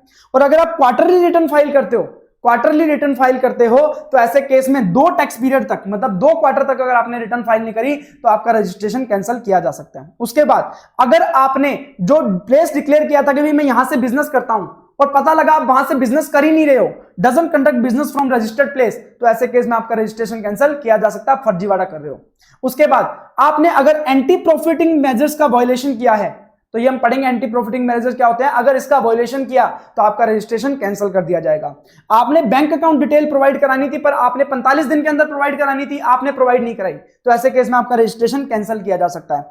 आपने इनवॉइस इशू कर दिया, बिल ऑफ सप्लाई इशू कर दिया बिना सप्लाई किए हुए, मतलब आपने गुड्स और सर्विस तो बेचा ही नहीं, फर्जी बिल इशू कर रहे हो, तो ऐसे केस में आपका रजिस्ट्रेशन कैंसिल किया जा सकता है। आपने आईटीसी अवेल कर लिया बिना गुड्स एंड सर्विस रिसीव किए हुए, आईटीसी में हमने पढ़ा था गुड्स एंड सर्विस रिसीव होंगे तभी आप आईटीसी ले सकते हो, बट आप फिर बिना गुड्स रिसीव किए हुए आप आईटीसी अवेल कर रहे हो, that is violation of act, violate कर रहे हो रूल 86B। हमने बोला था कि मैक्सिमम 99% आईटीसी आप यूटिलाइज कर सकते हो, किस केस में 86B अगर आपके ऊपर अप्लाई होता है और आप उसको नहीं मान रहे हो तो आपका रजिस्ट्रेशन कैंसिल किया जा सकता है। तो मतलब आप किसी प्रकार का वायलेशन करोगे तो आपका रजिस्ट्रेशन कैंसिल किया जा सकता है, ठीक है। तो ये आप इस केस में आके डिपार्टमेंट आपका गर्दन पकड़ के कैंसिल कर देगा रजिस्ट्रेशन। और जब आप रजिस्ट्रेशन के लिए अप्लाई करोगे या डिपार्टमेंट आपका रजिस्ट्रेशन कैंसिल करेगा, तो जब तक वो रजिस्ट्रेशन कैंसिलेशन पूरा हो नहीं जाता, जब तक उसकी प्रोसीडिंग चल रही है, जब तक आपने अप्लाई किया है अभी तक डिसीजन नहीं लिया कि कैंसिल होना है नहीं होना, तो उतने टाइम पीरियड के लिए आपका जो रजिस्ट्रेशन है वो क्या कर दिया जाएगा, सस्पेंड कर दिया जाएगा, उतने टाइम के लिए सस्पेंड कर दिया जाएगा। और सस्पेंड जब होता है रजिस्ट्रेशन, तो ना तो आप टैक्स इनवॉइस इशू कर सकते हो और ना ही आप कोई रिटर्न फाइल कर सकते हो सस्पेंशन के टाइम। और दूसरी बात, कब से होगा सस्पेंशन, किस दिन से सस्पेंशन इफेक्टिव हो जाएगा? अगर रजिस्टर्ड पर्सन ने खुद ने अप्लाई किया, अगर मैंने खुद का बिजनेस बंद करने के लिए खुद ने अप्लाई किया है, तो ऐसे केस में जिस दिन मैंने उसका अप्लाई किया है कैंसिल करने का, या फिर जिस दिन से मैंने अप्लाई किया है कैंसिल करने का, मान लो मैंने 1 जुलाई को अप्लाई किया कैंसिल करने के लिए, और कब से करना है, 25 जुलाई से कैंसिल करना है, अप्लाई किया कि भाई 25 जुलाई से मेरा रजिस्ट्रेशन कैंसिल कर देना, तो विच एवर इज लेटर से क्या हो जाएगा, सस्पेंड हो जाएगा, 25 जुलाई से सस्पेंड हो जाएगा, ठीक है। और अगर डिपार्टमेंट ने कैंसिल किया तो डिपार्टमेंट जो डेट डिसाइड करेगा वहां से आपका क्या मान लिया जाएगा कि रजिस्ट्रेशन सस्पेंड हो गया। उसके बाद आप अगर आपका मान लो रजिस्ट्रेशन कैंसिल कर दिया, डिपार्टमेंट ने रजिस्ट्रेशन कैंसिल कर दिया, अब आप चाहते हो कि मैं उस कैंसिलेशन को हटवा दूं, रिवोक करवा लूं, तो ऐसे केस में आपको डिपार्टमेंट के पास जाना पड़ेगा, 30 दिन के अंदर अंदर आपको अप्लाई करना पड़ेगा कि बॉस आपने जो कैंसिलेशन किया है वो गलत किया है, वो रिवोक कर दो। और इसे 30 दिन से और एक्सटेंड किया जा सकता है बाय एसीजेसी, मतलब एडिशनल कमिश्नर, जॉइंट कमिश्नर, और 30 डेज से और एक्सटेंड किया जा सकता है बाय कमिश्नर। तो ऐसे केस में 30 डेज के अंदर अंदर, आपके एप्लीकेशन करने के 30 डेज के अंदर अंदर प्रॉपर ऑफिसर देखेगा कि भाई आपकी एप्लीकेशन सही है, लगता है कि रिवोक करना चाहिए, तो वो आपका कैंसिलेशन रिवोक कर देगा। अदरवाइज आपको शोकॉज नोटिस दे देगा कि क्यों ना आपकी एप्लीकेशन रिजेक्ट कर दी जाए, तो आपका रिस्पांस आएगा और अपने रिस्पांस को इवेल्युएट करके वो आपके एप्लीकेशन पे डिसाइड कर लेगा कि भैया आपका रिवोक करना है कैंसिलेशन या नहीं करना, ठीक है। उसके बाद यूनिक आइडेंटिफिकेशन नंबर क्या होता है? तो यूनिक आइडेंटिफिकेशन नंबर क्या होता है कि भाई जब कोई यूएन की एजेंसी जैसे WHO हो गया, ठीक है, या फिर वर्ल्ड बैंक हो गया, IMF हो गया, वो इंडिया में काम कर रहे हैं, या फिर काउंसलेट्स हो गए, एम्बेसीज हो गई, ऑस्ट्रेलिया की एम्बेसी इंडिया में काम कर रही है, तो इन लोगों को UIN नंबर लेना होता है, यूनिक आइडेंटिफिकेशन नंबर लेना होता है। क्यों लेना होता है? क्योंकि ये लोग जो भी चीज परचेज करते हैं, ये लोग जो भी चीज परचेज करते हैं, उस परचेज पे इन्होंने जो भी टैक्स पे किया होता है वो टैक्स इनको वापस दे दिया जाता है, वो टैक्स इनको रिफंड कर दिया जाता है, ताकि इन लोगों को टैक्स पे ना करना पड़े। तो ये जो परचेज पे जो भी टैक्स पे करते हैं वो टैक्स इनको वापस दे दिया जाता है। तो वो टैक्स वापस लेने के लिए, रिफंड लेने के लिए इनके पास यूनिक आइडेंटिफिकेशन नंबर होना जरूरी है, to obtain the refund of tax paid on supplies of goods and services supplied to them. तो ये एक सेंट्रलाइज रजिस्ट्रेशन होता है, इसमें स्टेट वाइज लेने की जरूरत नहीं पड़ती, और यूआईएन होल्डर रजिस्टर्ड पर्सन नहीं होता, उसे टैक्सेबल पर्सन नहीं बोलेंगे, ये बात ध्यान रख लेना। ये एक सिर्फ यूनिक आइडेंटिफिकेशन नंबर है जो सेंट्रलाइज नंबर है, उसके बेसिस पे वो क्या ले सकते हैं, रिफंड ले सकते हैं जो भी उन्होंने टैक्स पे किया है। तो उसके लिए इनको एप्लीकेशन सबमिट करनी पड़ेगी, गवर्नमेंट ऑफ इंडिया रिकमेंडेशन करेगा और 3 दिन के अंदर अंदर इनको रजिस्ट्रेशन सर्टिफिकेट दे दिया जाएगा। तो ये तो बात हो गई आपके रजिस्ट्रेशन चैप्टर की, कि आपको कब रजिस्ट्रेशन करवाना है, कब नहीं करवाना है, कैसे करवाना है, सारा प्रोसीजर वगैरह हो गया, ये सारी चीजें अपन ने पढ़ी, ये रजिस्ट्रेशन चैप्टर था। अब हम बात करते हैं पेमेंट ऑफ टैक्स चैप्टर की। पेमेंट ऑफ टैक्स चैप्टर की। देखो, पेमेंट ऑफ टैक्स चैप्टर बताता है कि आपको कैसे पेमेंट करना होता है गवर्नमेंट को और कैसे नहीं करना होता है। तो देखो, गवर्नमेंट के पास हमारे 3 खाते चल रहे होते हैं, गवर्नमेंट के पास हमारे 3 खाते चल रहे होते हैं, पोर्टल पे 3 खाते होते हैं, हर व्यक्ति के 3 खाते होते हैं। कौन कौन से? एक तो ई कैश लेजर, जहां पे आप कोई भी अगर पैसा जमा करवाते हो कैश में गवर्नमेंट के पास, तो उसे जमा करवाते हैं कहां पे? ई कैश लेजर में। तो आपके ई कैश लेजर में दिखेगा, आपने अगर 1 लाख रुपए जमा करवाया तो आपके 1 लाख रुपए ई कैश लेजर में दिखेगा। ई क्रेडिट लेजर, जब भी आप कोई क्रेडिट अवेल करोगे, तो आपके क्रेडिट लेजर में क्या कर दिया जाएगा? क्रेडिट कर दिया जाएगा। उसके बाद अगर आपको कोई पैसा पे करना है डिपार्टमेंट को, लायबिलिटी है आपकी, तो वो किस में दिखेगी? ई लायबिलिटी लेजर में दिखेगी। सबसे पहले बात करते हैं कैश लेजर की। तो कैश लेजर में भी सेगमेंट बने होते हैं। कैश लेजर में एक आईजीएसटी कैश लेजर होता है, सीजीएसटी होता है, एसजीएसटी होता है, सेस होता है। तो इन्हें तो बोलते हैं major head. Electronic cash ledger में भी मेजर हेड होते हैं, आईजीएसटी, सीजीएसटी, एसजीएसटी और सेस। उसके बाद उनके अंदर भी माइनर हेड होते हैं। माइनर हेड क्या होते हैं? Tax, interest, penalty, fees, others. तो आईजीएसटी में टैक्स होता है, आईजीएसटी की इंटरेस्ट, आईजीएसटी का पेनल्टी, आईजीएसटी का फीस, तो ये माइनर हेड होते हैं। तो हर 4 मेजर हेड है और उसमें 5 माइनर हेड है, हर मेजर हेड में 5 माइनर हेड है। तो इस प्रकार से इलेक्ट्रॉनिक कैश लेजर काम करता है। अब आपको मान लो पैसा जमा करवाना है, मान लो आपके आईजीएसटी की टैक्स की लायबिलिटी है, उसके लिए आपको पैसा जमा करवाना है। तो आप क्या करोगे, सेलेक्ट करोगे कि भाई मैं 1 लाख रुपए जमा करवाना चाहता हूं आईजीएसटी के मेजर हेड में और टैक्स के माइनर हेड में। तो आप यहां पे जाके पैसा जमा करवा दोगे। तो जिस मेजर और माइनर हेड में आपको पैसा पे करना है उस मेजर माइनर हेड में आप क्या करा दोगे, पैसा जमा करवा दोगे। तो आप जमा करवा सकते हो, आपको बताना पड़ेगा कि मेरे को यहां जमा करवाना है। अब कैसे जमा करवा सकते हो, तो आपके पास तरीके क्या हैं, आप क्रेडिट कार्ड डेबिट कार्ड से पेमेंट कर सकते हो। पोर्टल पे जाओ, अपना लॉगिन करो और वहां पे पैसा जमा करवाने का ऑप्शन आएगा। तो क्रेडिट डेबिट कार्ड से पेमेंट कर सकते हो, यूनिफाइड पेमेंट इंटरफेस यूपीआई से पेमेंट कर सकते हो, इंटरनेट बैंकिंग से पेमेंट कर सकते हो, एनईएफटी से पेमेंट कर सकते हो, आरटीजीएस से पेमेंट कर सकते हो, आईएमपीएस से पेमेंट कर सकते हो। अगर आप चाहो तो बैंक में जाके भी जमा करवा सकते हो। बैंक में जाके उसे बोलते हैं ओवर द काउंटर, पर मैक्सिमम कितना कर पाओगे, 10,000 रुपए तक। 10,000 रुपए पर टैक्स पीरियड ही आप बैंक में जाके जमा करवा सकते हो। अगर 10,000 से ऊपर आपको चाहिए जमा करवाना है तो फिर आप वो कैश में नहीं कर सकते, आपको क्या करना पड़ेगा, नेफ्ट करना पड़ेगा, यूपीआई पेमेंट करना पड़ेगा, ऑनलाइन पेमेंट करना पड़ेगा। वो ध्यान रखना, बैंक में जाके पैसे कैसे जमा करवाओगे, आप पोर्टल पे जाके एक चालान क्रिएट करोगे, ई चालान क्रिएट करोगे कि भाई मेरे को इतना इतना पैसा जमा कराना है। वो स्लिप लेके जाओगे बैंक के पास और वो स्लिप वैलिड रहेगी 15 दिन के लिए। बैंक के पास जाके पैसा जमा करा दोगे, बैंक आपके अकाउंट में वो क्या कर देगा, क्रेडिट कर देगा इलेक्ट्रॉनिक कैश लेजर में।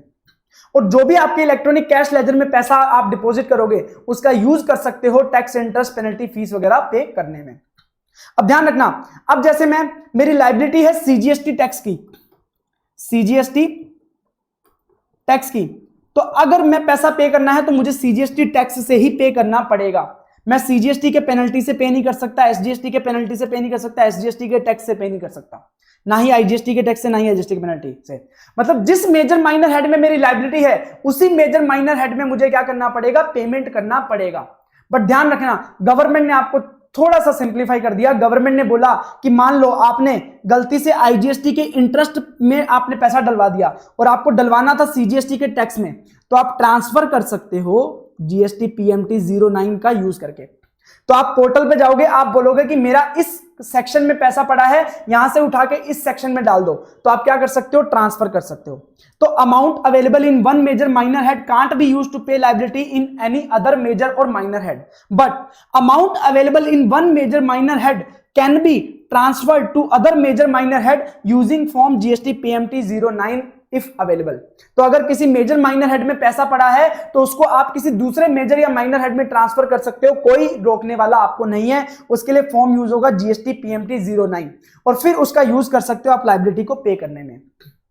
और एक और बात ध्यान रखना, आपके लिए गवर्नमेंट ने एक और नई चीज लेके आ गए कि भाई जैसे राम है, राम के 2 बिजनेस है, राम का एक पैन नंबर है, उस पैन नंबर पे 2 बिजनेस है, एक राजस्थान में एक पंजाब में, ठीक है। दोनों का जीएसटी नंबर अलग होगा क्योंकि अलग अलग स्टेट है।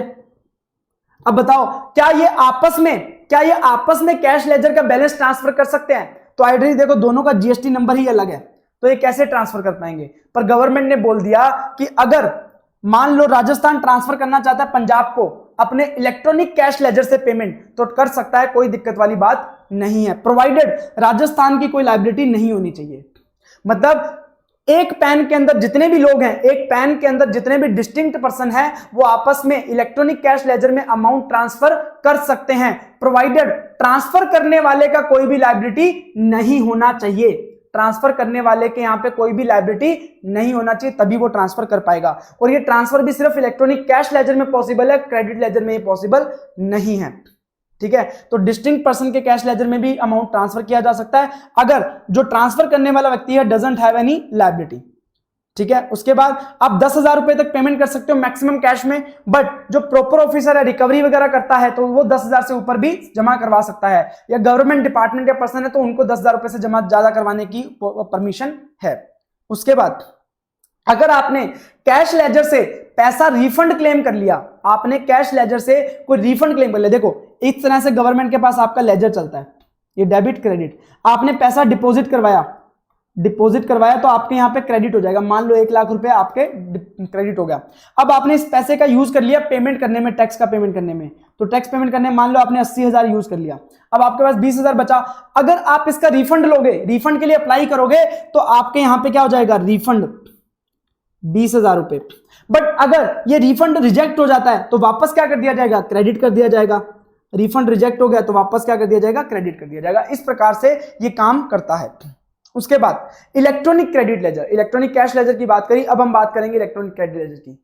जैसे कैश लेजर में पैसा जमा करवाने पे आपका क्रेडिट लेजर होता है, और क्रेडिट लेजर में क्या होता है कि आप जब गवर्नमेंट को आपने इनपुट टैक्स पे आपने जो पैसा पे किया है उसके लिए गवर्नमेंट से आप क्या मांगोगे कि भाई मैंने जो इनपुट पे टैक्स पे किया है वो मुझे क्या कर दो, वापस दे दो। तो आप इनपुट टैक्स क्रेडिट को जब अवेल करोगे तो आपके पैसा कहां पे आएगा, इलेक्ट्रॉनिक क्रेडिट लेजर में। और इस इलेक्ट्रॉनिक क्रेडिट लेजर से आप उस पैसे का यूज कर सकते हो पेमेंट करने में, क्या, आउटपुट टैक्स को पेमेंट करने में। ध्यान रखना, सिर्फ और सिर्फ आउटपुट टैक्स पे कर सकते हो आप, ना तो इससे आरसीएम की लायबिलिटी पे कर सकते हो, ना ही इससे आप पेनल्टी, इंटरेस्ट और फीस वगैरह पे कर सकते हो। इससे सिर्फ और सिर्फ आपने जो सेल पे टैक्स पे करना है वो आप यूज कर सकते हो, बाकी आप किसी में यूज नहीं कर सकते। क्यों? क्योंकि यहां पे बोला है क्रेडिट लेजर का यूज सिर्फ और सिर्फ आउटपुट टैक्स में यूज हो सकता है। तो बाकी जो चीजें वो आपको कैश के थ्रू ही पे करनी पड़ेंगी। जिस प्रकार से कैश लेजर में आपका अगर रिफंड लेते हैं तो डेबिट हो जाता है और रिफंड रिजेक्ट हो जाता है तो क्रेडिट हो जाता है, उसी प्रकार से क्रेडिट लेजर में भी अगर आपने अनयूटिलाइज्ड क्रेडिट का अगर आप रिफंड के लिए क्लेम करते हो तो आपका जो खाता है वो क्या हो जाएगा, डेबिट हो जाएगा, और अगर रिफंड रिजेक्ट हो जाता है तो वापस से क्रेडिट हो जाएगा। तो ये होता है क्रेडिट लेजर। और कैसे क्रेडिट को यूज करना है ये हमने इनपुट टैक्स क्रेडिट चैप्टर में ऑलरेडी पढ़ चुके हैं कि कैसे उसका यूटिलाइजेशन करना है जो आपके पास क्रेडिट अवेलेबल है। अब हम बात करते हैं इलेक्ट्रॉनिक लायबिलिटी लेजर की, लायबिलिटी लेजर की। तो लायबिलिटी लेजर में आपकी लायबिलिटीज दिखाता है कि आपने गवर्नमेंट को कितना पैसा पे करना है। तो उसमें जब आपको गवर्नमेंट को पैसा पे करना होता है तो आप सबसे पहले क्या पे करोगे, सबसे पहले आप पुराने टैक्स पीरियड्स का जो भी टैक्स है वो आपको पे करना होता है। तो मतलब आप सबसे पहले जब आप गवर्नमेंट को टैक्स पे करोगे तो सबसे पहले आपने जो खुद ने जो टैक्स इवैल्यूएट किया था, जो आपने खुद ने असेस किया था, आपने गवर्नमेंट को बताया था कि मेरा इतना टैक्स बनता है, पुराने टैक्स पीरियड्स के लिए पहले वो पे करोगे। जब पुराने टैक्स पीरियड्स का आपने हिसाब कर दिया तो अब करंट टैक्स पीरियड में आपका जो टैक्स बनता है वो आप पे करोगे। जब आपने पूरा सेल्फ असेस टैक्स पे कर दिया, आपने जो खुद ने बोला था गवर्नमेंट को मेरा टैक्स बनता है वो पे कर दिया, उसके बाद डिपार्टमेंट ने जो आपके ऊपर डिमांड रेज करी है उसके बाद आप उसका पेमेंट करोगे। तो हमेशा जब भी टैक्स पेमेंट होगा वो इस ऑर्डर में होगा। सबसे पहले आप पुराने टैक्स पीरियड का सेल्फ असेस टैक्स पे करोगे, उसके बाद एक करंट पीरियड का, और उसके बाद आपके ऊपर जो डिमांड रेज की गई है उसे आप पे करोगे। नेक्स्ट है अपना इंटरेस्ट।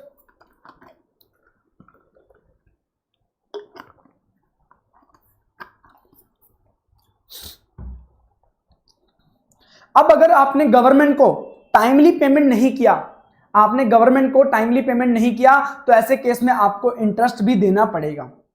अगर आपने पेमेंट में डिले कर दिया तो ऐसे केस में आपको इंटरेस्ट देना पड़ेगा। या तो आपने टैक्स को पे करने में डिले कर दिया, या फिर आपने इनपुट टैक्स क्रेडिट गलत तरीके से अवेल कर लिया।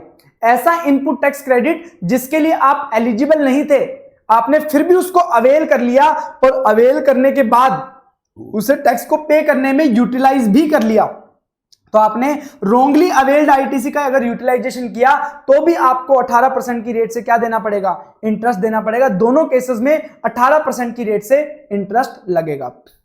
अब ध्यान रखना कब से लगेगा। अब अगर आपने, पहले बात करते हैं delay in payment of tax.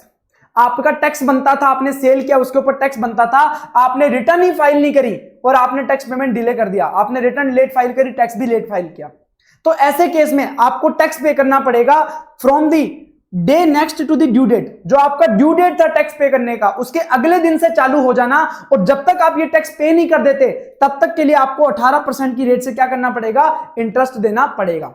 तो जो आपकी ड्यू डेट थी, मान लो फरवरी मंथ का टैक्स था, वो आपको 20 मार्च तक जमा कराना होता है। अब आपने 20 मार्च तक अगर जमा नहीं करवाया तो 21 मार्च से आपका इंटरेस्ट चालू हो जाएगा। कब तक, जब तक आप इसको पे नहीं कर देते। कितनी रेट से, 18% की रेट से। कितने अमाउंट पे होगा, तो देखो अगर आपने खुद ब खुद आपको पता लग गया कि यार मैंने टैक्स पे नहीं किया डिपार्टमेंट को, और आप डिपार्टमेंट के पास गए कि भाई मैंने टैक्स पे नहीं किया, मैं लेट हो गया, अब मैं टैक्स पे करना चाहता हूं, तो ऐसे केस में आप क्या करोगे, नेट जीएसटी लायबिलिटी पे टैक्स पे करोगे। नेट जीएसटी लायबिलिटी क्या होती है कि आप सेल पे कितना टैक्स बनता है उसमें से आप आईटीसी यूटिलाइज करके आपका कितना नेट लायबिलिटी, मतलब जो ऐसा टैक्स जो आप कैश में पे करते हैं उसके ऊपर आप क्या करोगे, इंटरेस्ट पे करोगे। अपन एग्जांपल के साथ देखेंगे। और अगर आपको डिपार्टमेंट ने कॉलर पकड़ के बोला है कि बॉस तूने टैक्स पे नहीं किया, मतलब डिपार्टमेंट ने 73-74 की प्रोसीडिंग चला दी, डिपार्टमेंट ने आपको शोकॉज नोटिस दे दिया कि बॉस टैक्स क्यों नहीं पे किया, तो जैसे ही शोकॉज नोटिस दे दिया उसके बाद अगर आप टैक्स पे कर रहे हो तो ऐसे केस में आपका इंटरेस्ट लगेगा टोटल लायबिलिटी पे, ग्रॉस जीएसटी लायबिलिटी पे। जितने का आप टोटल लायबिलिटी था, अब इसमें आईटीसी का बेनिफिट नहीं मिलेगा। तो चलिए एग्जांपल के साथ देखते हैं। मान लो आपकी टैक्स लायबिलिटी थी फरवरी मंथ के लिए कितनी, फरवरी मंथ के लिए लायबिलिटी थी 1,50,000 रुपए की और आरसीएम की लायबिलिटी थी 40,000 रुपए की। तो मतलब आपने सेल पे 1.5 लाख रुपए की लायबिलिटी और रिवर्स चार्ज मैकेनिज्म में 40,000 की और आईटीसी था 70,000 रुपए का। तो और आपने फेब मंथ की जो रिटर्न है वो फाइल कब तक करनी चाहिए थी, 20 मार्च तक करनी चाहिए थी, पर आपने कब फाइल करी, 17/4 को। तो 21 मार्च से लेकर 17/4 तक आपको क्या देना पड़ेगा, इंटरेस्ट देना पड़ेगा। तो देखो 21 मार्च से लेकर 17/4 तक का आपको क्या देना पड़ेगा, इंटरेस्ट देना पड़ेगा। तो मार्च के 11 दिन और अप्रैल के 17 दिन, तो टोटल दिन कितने हो गए, 28 दिन के लिए आपको इंटरेस्ट देना पड़ेगा 18% की रेट पे। अब कितने अमाउंट पे देना है, तो देखो आपका लायबिलिटी है 1.5 लाख। अब 1.5 लाख को पे करने में आप क्या करोगे, 70,000 रुपए का यूज कर लोगे आईटीसी का, तो कितना बचा, 80,000 रुपए। 1.5 लाख में 70,000 आपने क्या किया, आईटीसी यूटिलाइज कर लिया, उसके बाद 80,000 रुपए, और 80,000 रुपए पे आरसीएम की लायबिलिटी तो आपको कैश में पे करनी पड़ेगी, तो 40,000 ये हो गया, टोटल कितना हो गया, 1,20,000 रुपए। इसे बोलते हैं नेट जीएसटी लायबिलिटी, मतलब आपने आईटीसी का यूटिलाइजेशन कर लिया। तो 1,20,000 रुपए पे क्या करोगे आप, 18% की रेट से 28 दिन का इंटरेस्ट पे करोगे। पर ध्यान रखना, अब क्या हो रहा है, अगर मान लो आपको यहीं पे डिपार्टमेंट आपको 73, 74 का नोटिस दे देता, शो कॉज नोटिस दे देता, तो ऐसे केस में मतलब डिपार्टमेंट ने आपको पकड़ा है, आप खुद से नहीं गए, तो डिपार्टमेंट बोलेगा बॉस अब आपको इस 70,000 का बेनिफिट नहीं बनेगा, अब आपको जो इंटरेस्ट देना पड़ेगा वो पूरा 1,50,000 प्लस 40,000, 1,50,000 प्लस 40,000, 1,90,000 रुपए पे इंटरेस्ट देना पड़ेगा। आपको इनपुट टैक्स क्रेडिट का बेनिफिट नहीं मिलेगा अगर डिपार्टमेंट ने पकड़ लिया। अब वो पूछता है कि अगर इनपुट टैक्स क्रेडिट यहां पे 2 लाख रुपए होता तो कितना इंटरेस्ट देना पड़ता, तो आप बोलोगे सर 1,50,000 और 40,000 1,90,000 और इनपुट टैक्स क्रेडिट पूरा यूज कर लेता हूं, मेरा तो जीरो टैक्स लायबिलिटी, तो फिर मेरे को इंटरेस्ट देना ही नहीं। ध्यान रखना, रिवर्स चार्ज मैकेनिज्म की लायबिलिटी कभी भी इनपुट टैक्स क्रेडिट से पे नहीं की जा सकती, तो इसे तो कैश में पे करना ही पड़ेगा। तो 1.5 लाख की जो आउटपुट की लायबिलिटी है वो तो आप आईटीसी से पे कर दोगे, बाकी बचा हुआ जो आरसीएम की लायबिलिटी है वो तो कैश में पे करना पड़ेगा। तो ऐसे केस में आपको 40,000 रुपए पे इंटरेस्ट देना पड़ेगा 18% की रेट से 28 दिन का, ये आपका इंटरेस्ट आ जाएगा। ठीक है, इस प्रकार से। अब ये तो हो गया जब आपने टैक्स पेमेंट में डिले किया। अब हम बात करेंगे कि भाई अगर आपने रोंगली आईटीसी अवेल कर लिया, आपने आईटीसी गलत तरीके से अवेल कर लिया और उसे यूटिलाइज भी कर लिया, तो ऐसे केस में आपको 18% की रेट से इंटरेस्ट देना पड़ेगा। कब से देना पड़ेगा, आपने जिस दिन उसे यूटिलाइज किया उसके अगले दिन से आपको इंटरेस्ट देना चालू करना पड़ेगा, और कब तक, जब तक आप गवर्नमेंट को उसका पैसा वापस नहीं दे देते।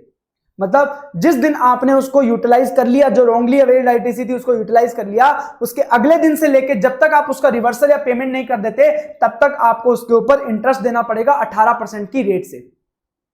ठीक है, और कितने अमाउंट पे देना पड़ेगा, जितना अमाउंट आपने उसका यूटिलाइज कर लिया। अब कितना यूटिलाइज कर लिया कैसे पता लगेगा, ठीक है, तो ऐसे केस में देखना पड़ेगा कि आपने कितना आईटीसी गलत तरीके से अवेल किया था, कितना आईटीसी आपने गलत तरीके से अवेल किया था, और उसमें से आपका कितना आईटीसी आपके आईटीसी लेजर में पड़ा है। देखो अगर मान लो आपने 7 लाख रुपए गलत तरीके से आईटीसी अवेल किया था और पूरा का पूरा 7 लाख आपके आईटीसी लेजर में पड़ा है, इसका मतलब आपने उसको यूज ही नहीं किया। और अगर मान लो आपने आईटीसी अवेल किया था 7 लाख रुपए और आपके लेजर में पड़ा है 4 लाख रुपए, इसका मतलब आपने 3 लाख रुपए यूज कर लिया। सिंपल है ना। तो जितना दोनों में डिफरेंस होगा कि आपने कितना अवेल किया और कितना लेजर में पड़ा है, दोनों का डिफरेंस क्या हो जाएगा, मैंने इतना अमाउंट यूटिलाइज कर लिया। ठीक है, और डेट ऑफ यूटिलाइजेशन क्या होगा, किस दिन मैं मानूं कि यूटिलाइजेशन हुआ है। तो ध्यान रखना, आप क्या करते हो, आप रिटर्न फाइल करते हो, रिटर्न फाइल करते हो तो वहां पे आपका पेमेंट का लायबिलिटी आता है, और उसके बाद आप क्या करते हो, उसको पेमेंट करते हो इनपुट टैक्स क्रेडिट से और कैश से। तो अगर आपने रिटर्न के थ्रू जब आपने इनपुट टैक्स क्रेडिट का यूटिलाइजेशन किया तो आपका जो आईटीसी का लेजर का बैलेंस था वो कम हो गया, आपने जितना आईटीसी रोंगली अवेल किया था। मान लो मैंने 7 लाख रुपए का रोंगली अवेल आईटीसी किया था और आपने जैसे ही रिटर्न फाइल करी आगे के मंथ्स की, तो आपका जो बैलेंस था वो 7 लाख से कम चला गया। इसका मतलब आपने उसमें से कुछ पार्ट यूटिलाइज कर लिया। तो जिस मंथ की आपने रिटर्न फाइल करी है उसकी मंथ की रिटर्न फाइल का ड्यू डेट और एक्चुअल में आपने जिस दिन रिटर्न फाइल करी है व्हिचएवर इज अर्लियर क्या हो जाएगा, आपका यूज का डेट हो जाएगा, यूटिलाइजेशन का डेट हो जाएगा। तो चलिए एग्जांपल के साथ करते हैं। मान लो आपने आईटीसी अवेल किया, मान लो आपने आईटीसी अवेल किया in a month of Feb in return of Jan. ठीक है, तो देखो जनवरी मंथ की जब आपने रिटर्न फाइल करी फरवरी में, जनवरी की रिटर्न कब फाइल होगी? 20 फरवरी को। तो आपने जब रिटर्न फाइल करी तो आपने 15 लाख रुपए का आईटीसी अवेल कर लिया। अब उसमें से आपने 5 लाख रुपए का आईटीसी ऐसे गुड्स के लिए अवेल किए जो आपको अभी तक रिसीव नहीं हुए थे। और आपको आईटीसी कब अवेल करना होता है?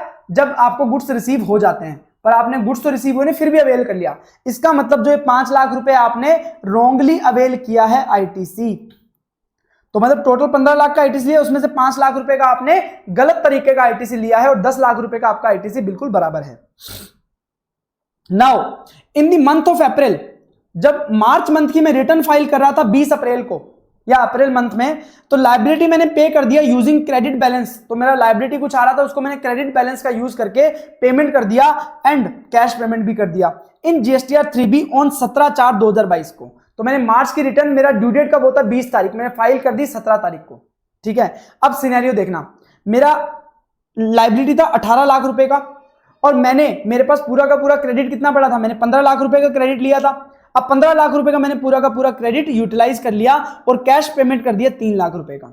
ठीक है, अब ऐसे केस में बताओ, मैंने 15 लाख रुपए में 5 लाख रुपए का रॉन्ग आईटीसी अवेल किया था। अब मैंने अगर पूरा का पूरा उसे यूटिलाइज कर लिया तो इसका मतलब मैंने पूरे के पूरे 5 लाख रुपए को आईटीसी अवेल किया था, जो गलत तरीके से उसे यूटिलाइज कर लिया। तो अगर देखना आप, अब हम देखेंगे तरीका कैसे करना है आपको समझना। अब आपको क्या करना है? अब आपको देखना है कि आपके क्रेडिट लेजर का बैलेंस कितना रह गया। अब क्रेडिट लेजर में आपने 15 लाख रुपए का क्रेडिट अवेल किया था और आपने 15 लाख रुपए क्या करिए? यूटिलाइज कर लिए। तो इसका मतलब आपका क्रेडिट लेजर का बैलेंस कितना रह गया? 0। ठीक है, और दूसरा सिनेरियो है कि आपका लायबिलिटी था 13 लाख रुपए और आपने 13 लाख रुपए टैक्स पेमेंट कर दिया क्रेडिट का यूज करके, क्योंकि आपके पास कितना अवेलेबल था? 15 लाख रुपए। अब 15 लाख रुपए में से आपने 13 लाख रुपए का आईटीसी अवेल करके 2 लाख रुपए का आपके पास क्या बच गया? आईटीसी बच गया। उसके बाद थर्ड सिनेरियो, आपका लायबिलिटी था 8 लाख रुपए। 8 लाख रुपए आपने क्रेडिट से यूज करके पे कर दिया और 15 लाख रुपए आपका जो बैलेंस था क्रेडिट लेजर का, उसमें से आपने 8 लाख रुपए यूज करके बैलेंस कितना बचा? 7 लाख रुपए का। अब आपको बाद में रियलाइज होता है कि भाई मैंने जो आईटीसी अवेल किया था वो गलत तरीके से अवेल किया था और आप उसको वापस पेमेंट कर देते हो। किसको? डिपार्टमेंट को। कब? 20 जून को। 20 जून को पेमेंट कर रहे हो। Calculate the interest to be paid along with. सबसे पहले अपन एक सिनेरियो लेके चलते हैं, सिनेरियो 1। ठीक है, सिनेरियो 1 में क्या हुआ कि मैंने 5 लाख रुपए का आईटीसी रॉन्गली अवेल कर लिया। कब अवेल किया? फरवरी मंथ में। बट उसको मैंने यूटिलाइज कब किया वो हम देखेंगे, यूटिलाइज किया कि नहीं किया। अब आपका देखो कि भाई आपने आईटीसी रॉन्गली कितना अवेल किया था? 5 लाख रुपए का गलत तरीके से अवेल किया था और आपका क्रेडिट लेजर में बैलेंस कितना बचा है? 0। इसका मतलब आपने 5 लाख का 5 लाख पूरा का पूरा क्या कर लिया? यूटिलाइज कर लिया, जो कि आपको नहीं करना चाहिए था। तो आपने अगर 5 लाख रुपए का आईटीसी गलत तरीके से यूटिलाइज कर लिया तो उस 5 लाख रुपए पे आपको क्या देना पड़ेगा? 18% की रेट से इंटरेस्ट देना पड़ेगा। और कब से देना पड़ेगा? तो देखो, मार्च मंथ की रिटर्न में आपने उसे यूटिलाइज किया है, तो मार्च मंथ की रिटर्न का ड्यू डेट क्या है? 20 अप्रैल। और आपने फाइल कब कर दिया? 17 अप्रैल। तो 17 अप्रैल और 20 अप्रैल विच एवर इज अर्लियर? 17 अप्रैल। तो 17 अप्रैल के अगले दिन 18 अप्रैल से आपका इंटरेस्ट चालू हो जाएगा। और पेमेंट कब किया है आपने? 20 जून को वापस किया है। तो आपका 18 अप्रैल से 20 जून तक जो आपके 64 डेज हो जाएंगे, 13 दिन अप्रैल के, 31 दिन मार्च के और 20 दिन 13 दिन अप्रैल के, 31 दिन मई के और 20 दिन जून के। तो ये 64 डेज का आपको इंटरेस्ट लगेगा। कितने अमाउंट पे? 5 लाख रुपए, क्योंकि आपने पूरा का पूरा 5 लाख क्या कर लिया? यूटिलाइज कर लिया, जो रॉन्गली आपने अवेल किया था। तो आपका इंटरेस्ट आ जाएगा 15,781 रुपए। अब सेकंड सिनेरियो लेते हैं। अब सेकंड सिनेरियो में हम बोल रहे हैं कि भाई हमने अवेल तो 5 लाख रुपए का गलत तरीके से किया था, बट अभी बैलेंस पड़ा है 2 लाख रुपए आईटीसी के लेजर में। इसका मतलब मैंने यूज कितना किया है? सिर्फ और सिर्फ 3 लाख रुपए। 3 लाख रुपए यूज किया। तो अब मुझे जो इंटरेस्ट देना पड़ेगा वो सिर्फ 3 लाख रुपए पे देना पड़ेगा, बाकी सब चीजें सेम रहेंगी। और थर्ड सिनेरियो में मैंने आईटीसी कितना रॉन्गली अवेल किया था? 5 लाख रुपए, और अभी बैलेंस कितना पड़ा लेजर में? 7 लाख रुपए। इसका मतलब मैंने यूज नहीं किया आईटीसी जो रॉन्गली अवेल किया था। तो ऐसे केस में इसके ऊपर कोई भी इंटरेस्ट नहीं आएगा। तो इस प्रकार से आपको क्या करना है? इंटरेस्ट कैलकुलेट करना है, अगर आपसे कोई ऐसा क्वेश्चन आ जाता है। तो अभी हमने बात किया पेमेंट ऑफ टैक्स, और पेमेंट ऑफ टैक्स चैप्टर का ही हिस्सा है टीडीएस एंड टीसीएस। टीडीएस और टीसीएस का कंसेप्ट भी पेमेंट ऑफ टैक्स चैप्टर का हिस्सा है। तो चलिए स्टार्ट करते हैं। सबसे पहले हम बात करेंगे टीडीएस की, टैक्स डिडक्टेड एट सोर्स की।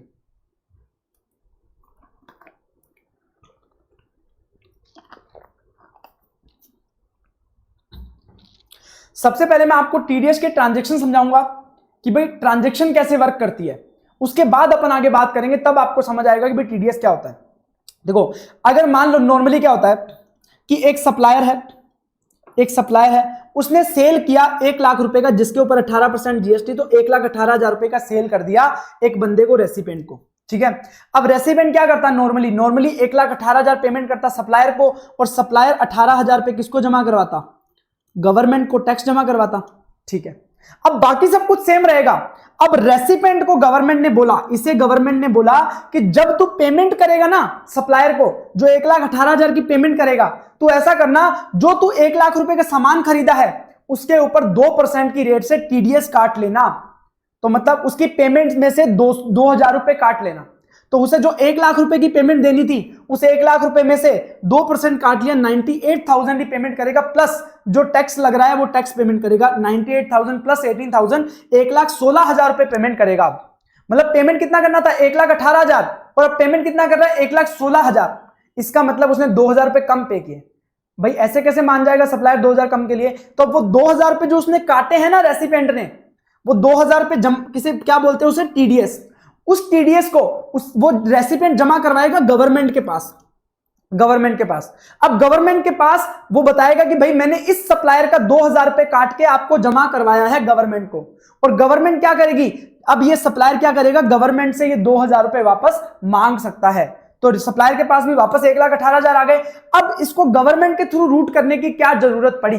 तो कभी कभी गवर्नमेंट को लगता है कि कुछ ट्रांजेक्शन्स को छुपाया जा सकता है, तो उसे देखने के लिए, पता लगाने के लिए यहां पे क्या ट्रांजैक्शन हो रही है, तो गवर्नमेंट क्या करती है, टीडीएस कटवाती है। तो जैसे ही वो टीडीएस काटेगा तो गवर्नमेंट को पता लग जाएगा कि यहां पे एक ट्रांजैक्शन हुई है जिसके ऊपर टीडीएस कटा है।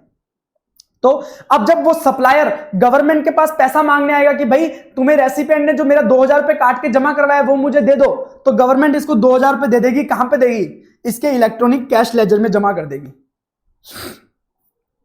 इस सप्लायर के इलेक्ट्रॉनिक कैश लेजर में जमा कर देगी। इसे बोलते हैं TDS, tax deducted at source. कौन काटेगा, जो रेसिपिएंट है, जो सर्विसेज या गुड्स रिसीव कर रहा है वो काटेगा टीडीएस, किसका, सप्लायर का।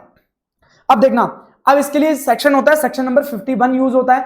अब जो भी टीडीएस काटने वाले होते हैं उनको कंपल्सरी रजिस्ट्रेशन करवाना पड़ता है, हमने रजिस्ट्रेशन चैप्टर में पढ़ा।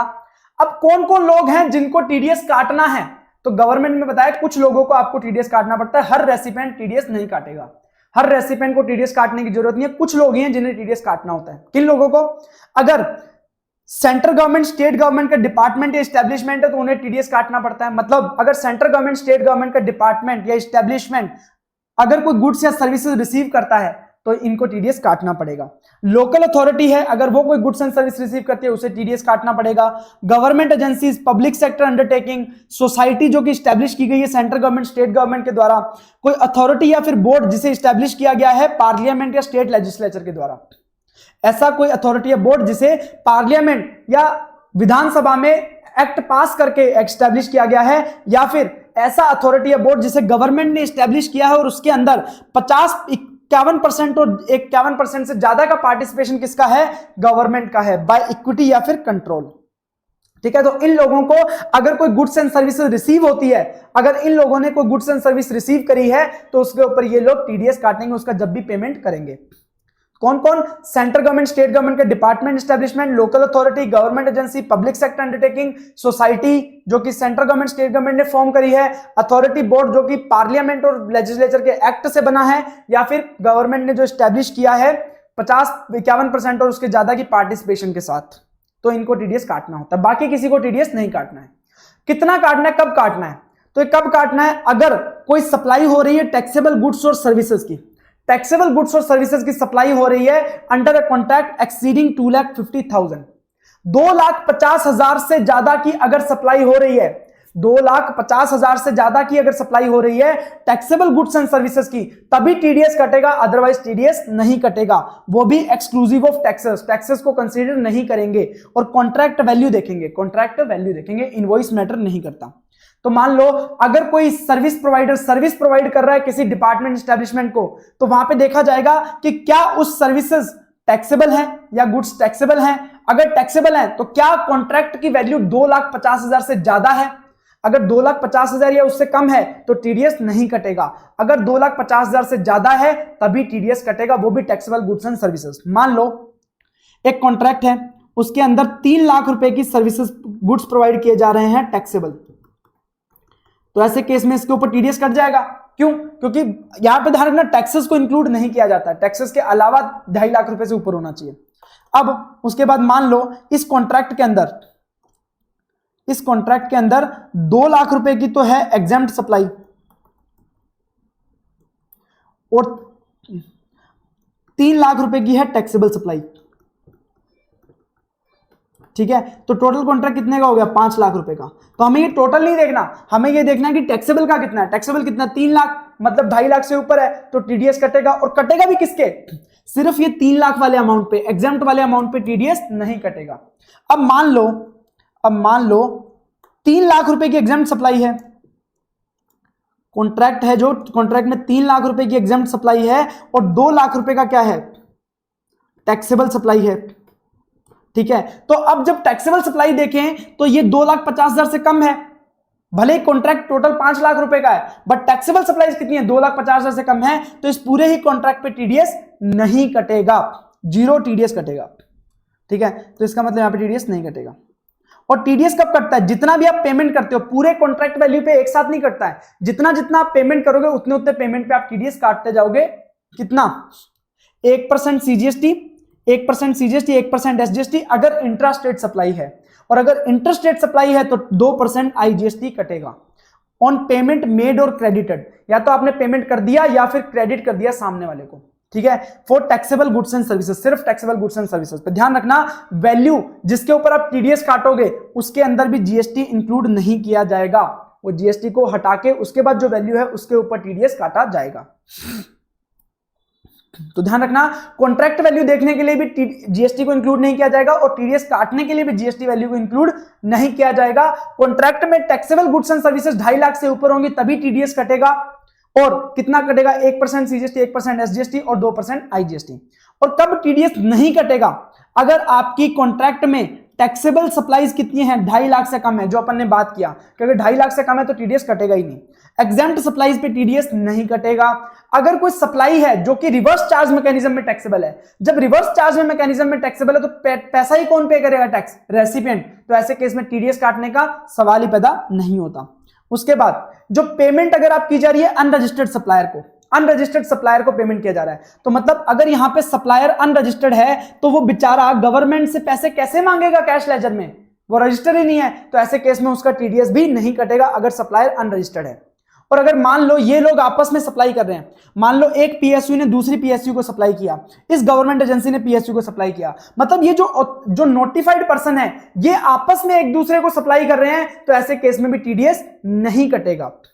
तो goods and services supplied between person notified to deduct TDS, आपस में ही कर रहे हैं सप्लाई, तो इसके केस में भी टीडीएस नहीं कटेगा। और एक और चीज, अगर सप्लायर की जगह और प्लेस ऑफ सप्लाई दोनों कहां है? सेम स्टेट के अंदर है। मान लो सप्लायर का प्लेस और प्लेस ऑफ सप्लाई दोनों सेम स्टेट में है और रेसिपिएंट का जो प्लेस है वो अदर स्टेट में है, तो ऐसे केस में टीडीएस नहीं कटेगा। क्यों नहीं कटेगा? फॉर एग्जांपल, मान लो सप्लायर का प्लेस है राजस्थान में, मान लो सप्लायर कहां का है? राजस्थान का है, और प्लेस ऑफ सप्लाई कहां है? राजस्थान का। तो इसका मतलब यहां पे क्या लगेगा? इंट्रा स्टेट सप्लाई हो गया, तो सीजीएसटी और एसजीएसटी लगेगा राजस्थान का। अब अगर रेसिपिएंट पंजाब का है तो वो कैसे राजस्थान का सीजीएसटी एसजीएसटी का टीडीएस काट सकता है? क्योंकि पंजाब वाले को राजस्थान का एसजीएसटी काटने का तो कोई राइट ही नहीं है। तो इसका मतलब यहां पे क्या कर दिया गया कि टीडीएस काटना ही नहीं है।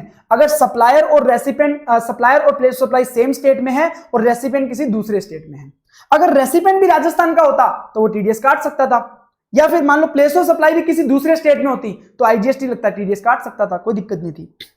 और ध्यान रखना, जो भी टीडीएस काटा जाएगा वो गवर्नमेंट को जमा करवा दिया जाएगा अगले मंथ की 10 तारीख तक, और जैसे ही वो जमा करवाएगा तो जो टीडीएस कटवाया है, जिसका काटा गया है टीडीएस सप्लायर का, उसे टीडीएस सर्टिफिकेट मिलेगा इन जीएसटीआर 7A फॉर्मेट में, और वो दिखा के गवर्नमेंट से वो क्या ले सकता है? क्रेडिट ले सकता है उस टीडीएस का अपने कैश लेजर में। और अगर टाइमली डिपॉजिट नहीं करवाया टीडीएस डिडक्टर ने तो उसके ऊपर इंटरेस्ट लगेगा 18% की रेट से और पेनल्टी भी देनी पड़ेगी। तो इस प्रकार के रिपरकशंस हो सकते हैं। तो ये तो बात हुआ टीडीएस का। अब हम बात करेंगे टीसीएस का, टैक्स कलेक्टेड एट सोर्स, क्या होता है। सबसे पहले ट्रांजैक्शन समझेंगे, ये कब लगता है, ये सिर्फ इलेक्ट्रॉनिक कॉमर्स ऑपरेटर के केस में लगता है। देखो होता क्या है, नॉर्मली अमेजोन का एग्जांपल लेंगे, ठीक है, अमेजोन का एग्जांपल लेंगे। अमेजोन मान लो एक इलेक्ट्रॉनिक कॉमर्स ऑपरेटर है, ठीक है, आपने कोई 1 लाख रुपए का सामान खरीदा अमेजोन से, और अमेजोन खुद तो नहीं बेचता, अमेजोन के ऊपर कोई ना कोई क्या होता है, सेलर होता है। मान लो ये सप्लायर है, वो क्या है, एक्स लिमिटेड, ये सेल करता है। आपने 1 लाख रुपए का सामान खरीदा और 1 लाख रुपए के ऊपर 18,000 रुपए का जीएसटी पे करोगे, तो टोटल आपने 1,18,000 रुपए किसको पे कर दिया, ई कॉमर्स ऑपरेटर को, अमेजोन को पे कर दिया। अब जो सप्लायर था एक्स लिमिटेड, उसने आपको सामान भेज दिया, गुड्स एंड सर्विसेज सप्लाई कर दिया। अब जो 1,18,000 इलेक्ट्रॉनिक कॉमर्स ऑपरेटर के पास आया, इलेक्ट्रॉनिक कॉमर्स ऑपरेटर ये 1,18,000 किसको भेज देगा, सप्लायर को दे देगा, सप्लायर को दे देता।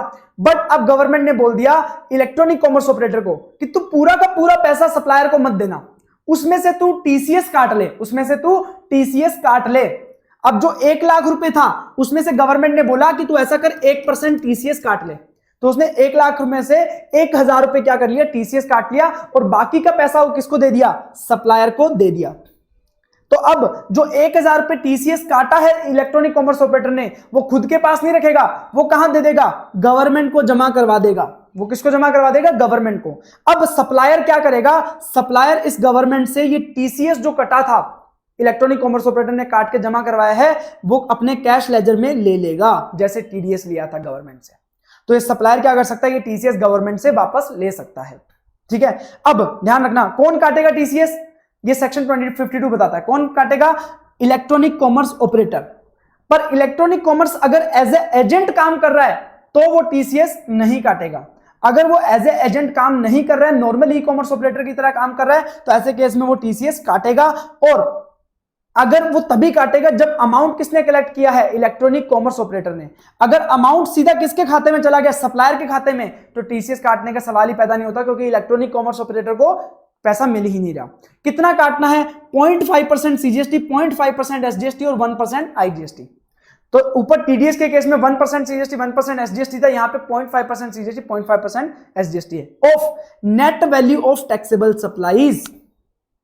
तो अब क्या करेगा अमेजोन क्या करेगा, सप्लायर वाइज, मान लो उसके पास एक्स लिमिटेड काम करता है, वाई लिमिटेड काम करता है, जेड लिमिटेड काम करता है, तो उसके पास उसने कितना कितने का सेल किया, कितने कितने का सेल किया ड्यूरिंग द मंथ, और उसमें से कितना कितना रिटर्न आ गया, उसमें से कितना कितना रिटर्न आ गया, तो उसके बाद जो अमाउंट आएगा ना, उसे बोलते हैं नेट टैक्सेबल वैल्यू सप्लाईज, ठीक है। मतलब नेट टैक्सेबल सप्लाईज कैसे हो गई कि जितने का सेल किया उसमें से कुछ सामान रिटर्न आ गया। अब रिटर्न आ गया तो मतलब क्या, वो तो सेल हुआ ही नहीं, तो सेल में से रिटर्न को हटा के कितना अमाउंट बचता है वो क्या हो जाएगा, नेट टैक्सेबल सप्लाई। उस अमाउंट पे अमेजोन क्या करेगा, टीसीएस कलेक्ट करेगा, मंथली बेसिस पे टीसीएस कलेक्ट करेगा हर सप्लायर वाइज, एक्स लिमिटेड का अलग से, वाई लिमिटेड का अलग से, जेड लिमिटेड अलग से, जितने भी लोग उसके यहाँ पे काम कर रहे हैं।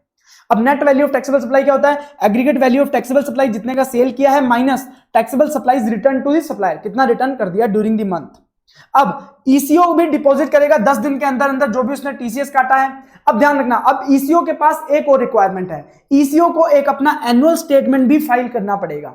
सालाना बेसिस पे उसे क्या करना पड़ेगा, एक स्टेटमेंट फाइल करना पड़ेगा। कब तक, 31 दिसंबर तक। मान लो फाइनेंशियल ईयर 20-21 है तो 31 दिसंबर 21 तक, मतलब फॉलोइंग ईयर में 31 दिसंबर तक उसे सबमिट करना है। उसमें वो बताएगा कि कितना सप्लाईज किया है, आउटवर्ड सप्लाईज किया है, कितना उसमें से रिटर्न हो गया और कितना अमाउंट उसने कलेक्ट किया है एज ए टीसीएस। बट कुछ केसेस में टीसीएस एप्लीकेबल नहीं होता। किन केसेस में, अगर मान लो टाइटन है, ठीक है, टाइटन ने अपनी एक वेबसाइट बनाई और वहां से अपनी खुद की वॉचेस सेल करता है, तो यहां पे इलेक्ट्रॉनिक कॉमर्स ऑपरेटर कब काटेगा टीसीएस, जब कोई दूसरा सप्लायर उसकी वेबसाइट पे बेच रहा होगा। अब टाइटन ने तो खुद की वेबसाइट बना रखी है, खुद का ही प्रोडक्ट बेच रहा है, तो ऐसे केस में उसे टीसीएस काटने की जरूरत नहीं है। अगर मान लो बेच तो कोई और रहा है बट उसका पैसा डायरेक्टली किसको जा रहा है, सप्लायर को जा रहा है। जैसे मान लो इलेक्ट्रॉनिक कॉमर्स ऑपरेटर के पास यहां पे सेल तो हो रहा था बट पैसा डायरेक्टली कहां जा रहा है, बायर से सीधा सप्लायर के पास। इलेक्ट्रॉनिक कॉमर्स ऑपरेटर के पास पैसा नहीं आ रहा, तो ऐसे केस में टीसीएस नहीं कटेगा। अगर एग्जेम्प्ट सप्लाई है तो भी टीसीएस नहीं कटेगा। अगर रेसिपेंट इज रिक्वायर्ड टू पे tax on reverse charge mechanism तो भी टीसीएस नहीं कटेगा, जस्ट लाइक टीडीएस, ठीक है। और अगर supply of services notified under section 9(5), मतलब आप ऐसी सर्विसेज कर रहे हो, हाउसकीपिंग, रेस्टोरेंट होटल अकोमोडेशन और पैसेंजर ट्रांसपोर्ट, उस केस में तो पैसा टैक्स ही कौन पे करने वाला है? Electronic commerce operator. उसमें पूरा का पूरा टैक्स ही ना तो सप्लायर पे कर रहा है ना रेसिपिएंट पे कर रहा है, पूरा का पूरा टैक्स कौन पे कर रहा है? Electronic commerce operator. तो उस केस में टीसीएस काटने की रिक्वायरमेंट नहीं है। और सप्लायर अगर अनरजिस्टर्ड पर्सन है, सप्लायर अगर नॉट लायबल टू रजिस्टर है, तो वो बेचारा गवर्नमेंट से कैसे पैसे मांगेगा? तो ऐसे केस में उसके ऊपर भी टीसीएस नहीं लगेगा अगर सप्लायर अनरजिस्टर्ड है। तो इस प्रकार से ये पूरा हमारा रजिस्ट्रेशन, टीडीएस, टीसीएस जो चैप्टर था वो पूरा रिवीजन होता है। अब उसके रिलेटेड जितने भी सारे क्वेश्चन है वो सारे करके देख लीजिएगा, आपके सॉल्व हो जाएंगे। कोई भी दिक्कत आती है तो आप मुझसे पूछ सकते हो, मुझे कांटेक्ट कर सकते हो, मुझसे कोई भी डाउट पूछ सकते हो। Thank you so much, best of luck.